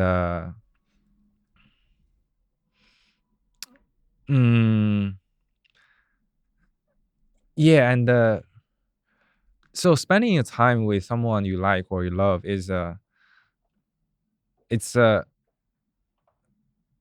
time usually goes quicker, and I think I will be able to enjoy the time better instead of I think when I spend too much time with myself, I went too deep on the abstract. And when it's arguably not healthy, too deep into the rabbit hole of philosophy. Yes, I think we definitely need. I think personally, I think it's we need a balance of both. We should have some level of abstraction and also some level of just relationship to keep us kind of enjoying the moment. I think that's pretty important. To be present. Another way to find him to be present. Right? Yeah. Well, I'll give you an example. Like, say, when I spend too much time on myself, I am like you in many ways. Like, I get philosophical anyway, regardless, right? Yeah. So, but if I'm alone, if I spend time thinking about it, a lot of times can be good. I have some. I know more about myself.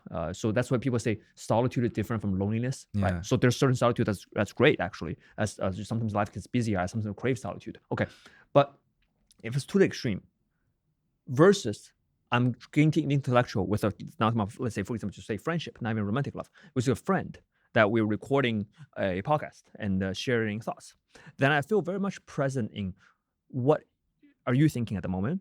I'm trying to understand you to the best of my ability and trying to combine to see any ways I could rejuvenate more intellectual exchange between this. Then the mind is very much present at the current being. in a sense. Maybe obviously more of an extrovert, sure, but like at the current being, so it's versus by myself in a dark room thinking. That thinking is helpful to an extent, but just purely doing that, it's different type of intellectual process. Would that make sense? Yeah. This one, or simply put, just happier, if you Yeah. will. You feel more connected. Yeah, and I see it's a very strong experience, and it's a very strong feeling, and Yeah. It's not even efficiency based, you know. yeah, it's Okay. just a very strong feeling. Okay. And, Okay. yeah. Then my question is, how do you describe? I know some history, but generally, like, how would you describe your growth, your evolve? Because everybody, you know, sort of grows from different age, right? Mhm. From your what you remember the first relationship with the second one to now. Like, how do you feel as a boyfriend, as a person who's in love, who's in a relationship, and you being out of it sometime, and you being in it again? Like, just everybody has their own journey, right? How do you feel you as a romantic partner evolved? How have I? Or the same? Or where you find things that are very much similar? Just like you as an engineer, you as a friend, right? If through different times we behave differently, right? To be honest, it's interesting you ask from this perspective, because when I think of my growth, I very rarely think it from a romantic perspective. Like I think about my evolved evolution on philosophy, my evolution on engineering, my Even as an athlete, right? yeah, and then lastly, I rarely think of evolution romantically. Well, to be honest, like romantic relationship has it wasn't like, it didn't play that huge of a role in my growth. Like my growth usually comes from, you know, the struggles on other aspects of my life. So to be honest, I don't know. I don't have an answer for you. Okay. That's okay. So every time kind of similar process. You fall in love, you have hormonal connection, chemical connection, you like the person. But the one thing I guess I learned is I realize I'm a very confrontation avoiding person. That's one biggest lesson I've learned. And I've so obviously since now I'm aware of it, I need to work on it. Yeah. Competition avoidance. Okay. Yeah. And obviously friendship wise, you've given me a lot of guidance. Yeah.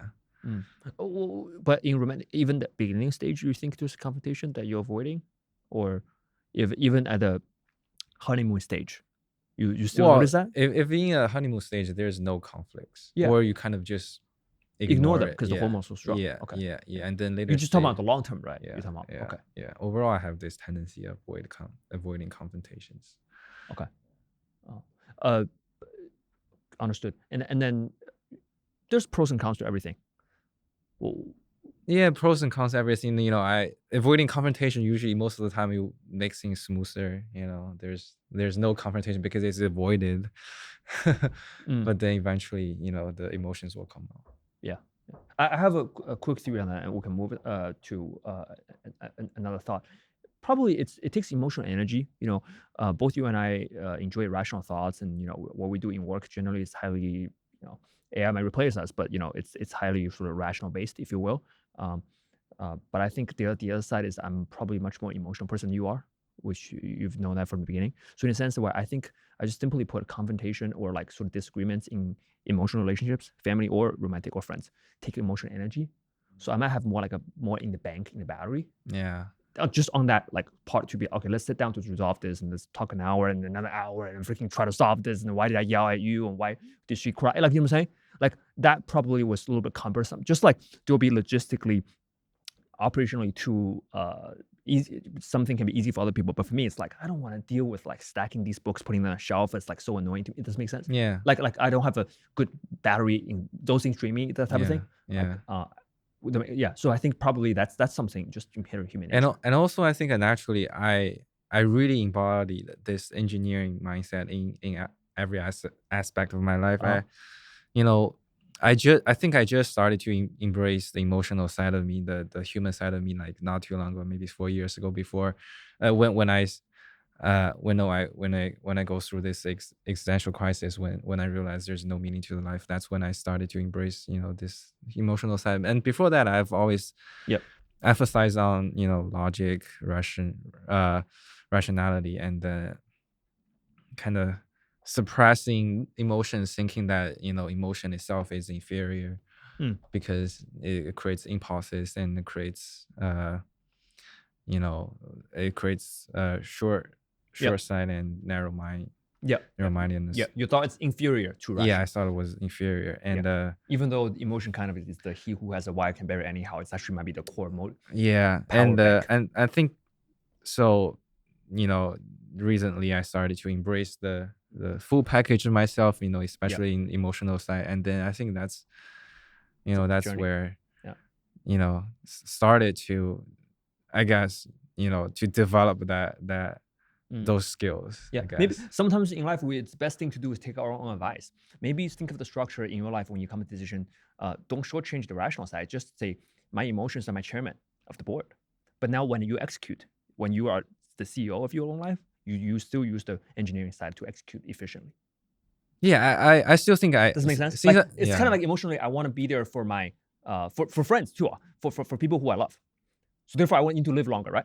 When I execute, I'm following a freaking scientific method. I can't just say I'm gonna will my will into longevity. Right? Yeah. So when I execute, I try to follow the latest scientist, training, whatever, those type diet type of things, right? Yeah. But emotionally, why I want to be here is not scientific at all. Yeah. It's purely out of love. Yeah. Absolutely. Yeah. For me as well. Like I think whenever I have like some problem to solve, I fall back to the default of engineering mindset. Well, what's the problem? How do I do this? Yeah. But I started to actively ask myself more like, how do I purpose. feel? Yeah. How do I feel? The question, on the emotions and feelings. Yeah.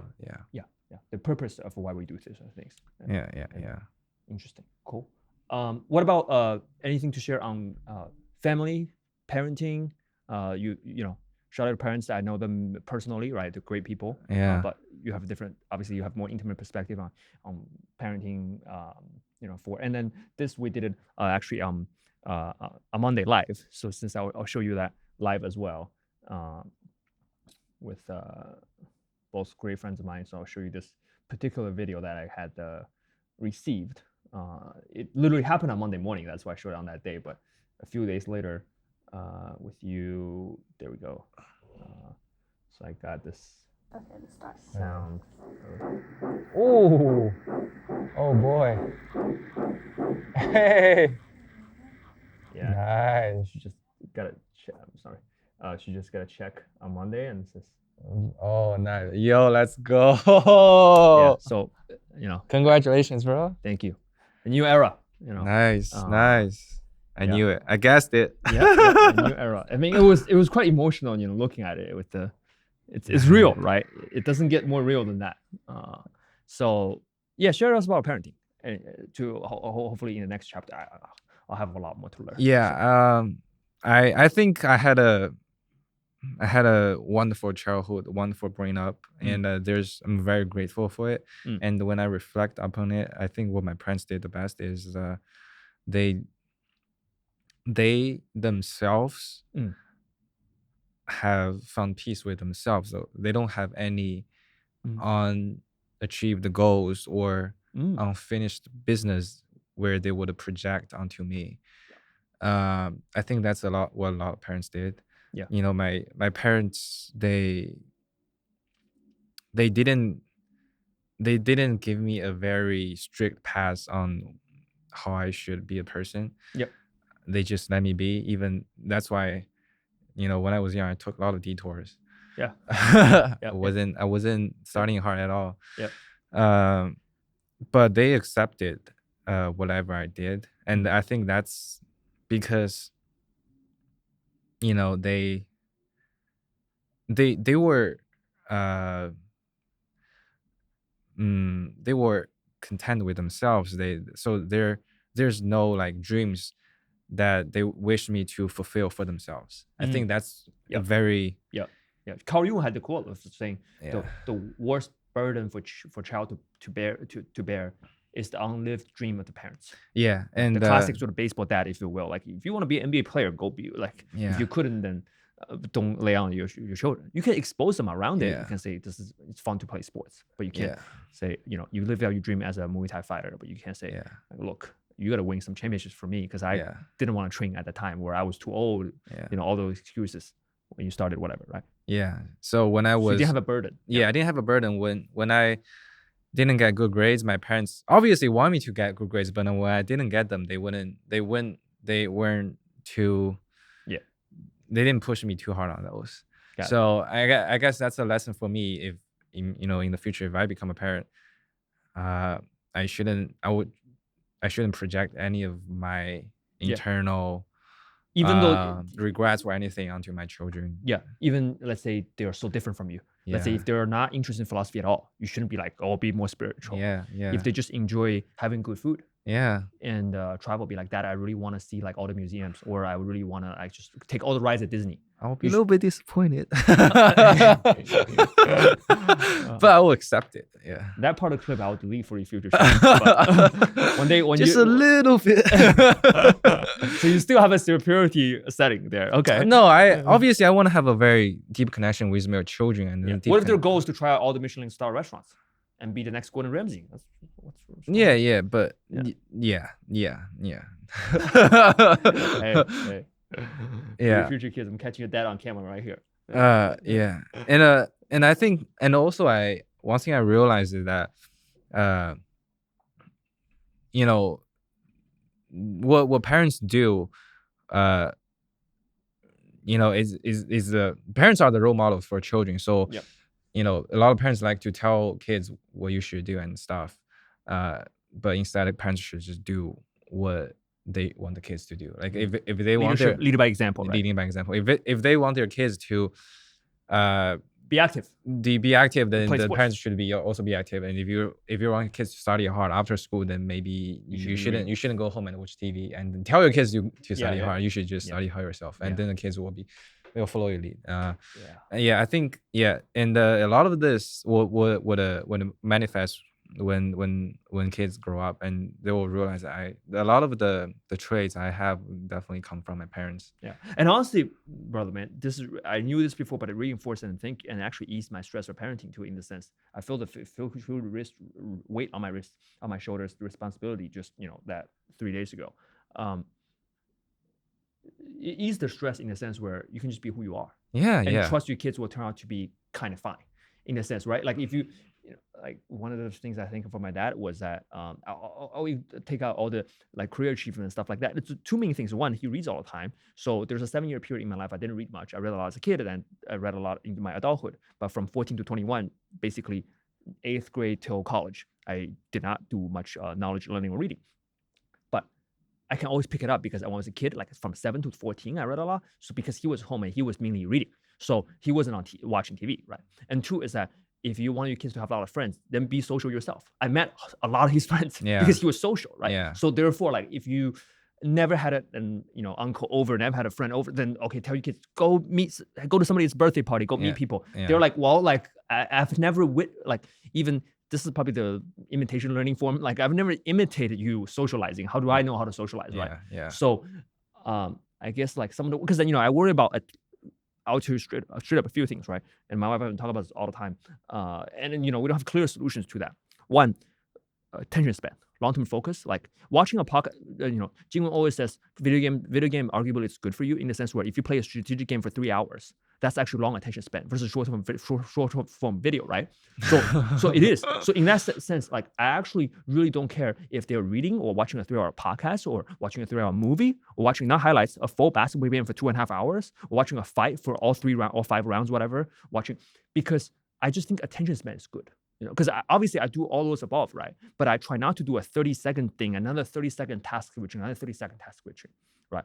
So, and I do this, pretty frequently. I do it with my internal team too. I always put on my phone, be like, okay, what's your time spent on IG or something? Mine's over like 12 minutes or something.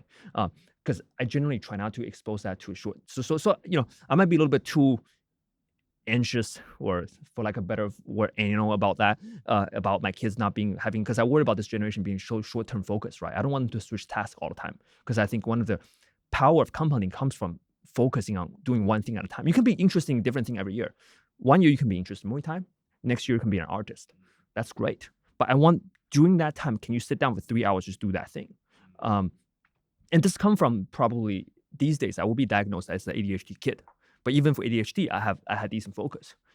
I was just late all the time as ADHD symptom. But I think that's one. And two is I want them to have real friends. Yeah, real friends Right. is Like important. Discord is great, but I don't want them just to have online friends who they've never met and chat. This might be old school with me, but that's like a really strong desire of mine to hopefully they can have. But what you said actually eased the stress a little bit in the sense where I go, okay, maybe if I just show them to have real friends around, Yeah, and then I show them, I do sit down, watch the whole game, not just highlights. yeah, Then because you can know so much about a game, watch the whole Yeah, thing. yeah, There's so yeah. much nuance and detail. yeah, So I want them to, even through entertainment, to have long-term attention focus. I want to have real friends in life. So maybe I just be that should be okay. yeah. You think so? You will be a great dad. Yes, by being a great hope so. person. Absolutely. I hope so. But Yeah. there's still a lot of luck and variance involved Yeah. that I don't know. So have more than one child, so you have a little bit Diversity safety of net. portfolio. yeah, That's yeah, right. yeah, That's right. yeah, No, that's probably true. Yeah. Yeah. That's a good point. Nice. We do plan a big family would be nice. yeah. Yeah. We'll take care of this one well and knock on wood for the next one to come. Yeah. That's true. Good point. So so you think one is that your parents are generally pretty peaceful with who they are, their identities. And that's not today. That's like, say, when you were 12, 10, 14, they were already war. So Yeah. so even when you were younger age, dial back like 2 decades. Yeah. At the time they were, or even the younger version, but they were pretty peaceful, you're saying. They never who- forced me to do anything. Yeah. They Because at the time they were happy with who they were as well. yeah, yeah. Even though like it's pretty when my dad was just building his business, obviously things are probably pretty hard. He was probably struggling, but he never really like. You didn't feel it. I didn't feel it. He I made learned sure- the stories afterwards. Yes. Mm. Yeah. That's a strong man right there. Yeah, He that carries is.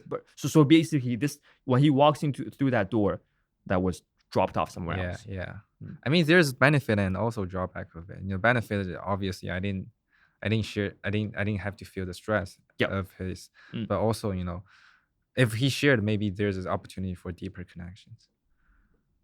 For you at an even younger age. Yeah. Now I obviously started to appreciate my dad and started to connect Mm. with him, but it came at a later stage. I see. Yeah. So maybe like children are, we all know this growing up, like are smarter than we think, right? Like, you Yes. can talk to a 7-year-old about certain complex problems. They'll be yeah. like, oh, I totally get it, kind Yeah. of thing. Yeah. Oh, Yeah, and exposing your kid to those, it's never too early. Mm. Yeah, I Mm. think I was pretty naive up until pretty old. got it. Yeah. So think about, you're gonna think about Yeah. your mortality thing at 25 or something. Yeah. If you're imagine you in the future might share your kids your existential crisis, right? If they're like 12, yeah, you'd be like, hey, like I'll- your dad's gonna die too, so maybe you should think Yeah. about these, right? Is that what you're saying? I'll manually induce my kids' existential crisis. Okay, might be a traumatic experience for them. Let's find out. Cool. Then shall we? Since we talk about relationship, we talk about romantic and family. Yeah. The last one touched on what we have right here, Yeah, friendship. friendships. How do you see? I think that's a beautiful way to wrap this Yeah. conversation. Any way you want to slice it, how do you see friendship evolve? I'm sure you feel differently when you're 12 to 18 to 24, or even last couple years. As one in life, you go through different form of friendship, different experiences with different kind of friends, and then with time, compounding nature, if you will, sort of it reveals, it's circumstantial. It also reveals people differently, how you feel about people differently. What's your take on friendship, and how do you feel? Yeah, friendships for me, when I was small or in school, it's basically a bunch of kids who with similar hobbies, so you spend a lot of time together. Yeah, either somehow like beat each other or like basketball Okay. and Yep. video games. Yeah, got you. So you spend a lot of time together, so you naturally become friends, or you simply because we live together, well, not together, but live very close to each other, so we see each other all the day, so we become Yeah. friends. Location is a big one. Yeah, very Even big adult. one. And I think one transition point is after school, because after school, you don't have it. You're not provided opportunity to spend a lot of time with some other people. You choose to spend time with people, and then when the active choice starts to come in, the friendships, it starts to require active maintenance, because you don't live with your friends. And I think that's when you came in and taught me how to build friendships, and through this active maintenance, because honestly I did not know, because to me, like, naturally I always had a lot of friends with me, and I didn't really need to make an effort of making friends.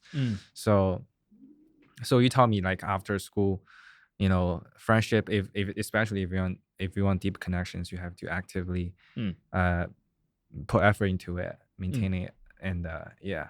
And yeah, absolutely. Like, if we damn, it's gonna be very emotional if I talk about our friendships.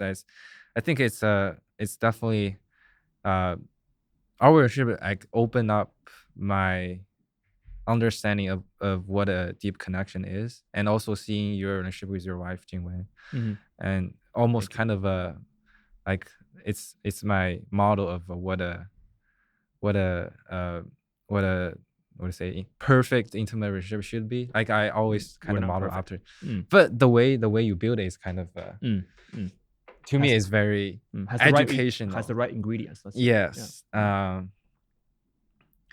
So yeah, I think why I appreciate it so much. I think I told you a couple of times, but I guess I will share on podcast as well. Is when I was going through this existential crisis, where I was kind of low key depressed, and also asking. I was asking everyone, what is your meaning of your life? How do you view death? And a lot of people thought I was weird by asking that, because that's, in most social circumstances, people talk about what you eat and what did you do to have fun and stuff. And I always jump in with the question, oh, what do you think of death? And It's a vibe killer. Yeah. Yes, it's very, very much a vibe killer. And then you're the first one who when I asked the question, and actually thought about it and have a conversation with me, and who actually encouraged me to go deeper in this route when I was very lost. And you pretty much kind of you were like the light that was guiding me. Thank you. Yeah. Thank you. Yeah. And you did give me a lot of encouragement, and like I told you many times, you believed in me before I even believed in myself, and that's very beautiful. I appreciate it, brother. Yeah. One help one another, and it's the love is mutual. Love is mutual. When you do something, I think we have something on the wall of over there. I'll read it for it's one of my favorite quotes from Buffett. His final letter says, "Greatness does not come from through accumulation of great amounts of money, great amounts of publicity, or great power in government. When you help someone in any sort of ways, you help the world. Kindness is costless, but also priceless. Yeah. Whether you are religious or not, it's hard to beat that as a golden rule guide to behavior. Right? Yeah.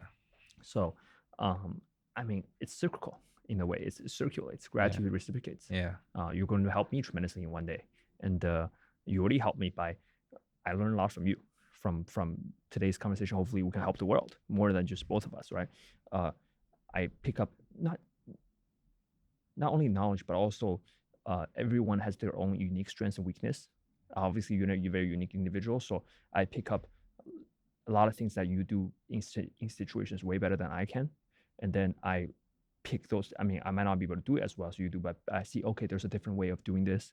I learned that from you. But out of all that, those are still sort of the, if we talk about the AI conversation, if you will, on a rational standpoint, those can be replaced or can be learned through acquired skills.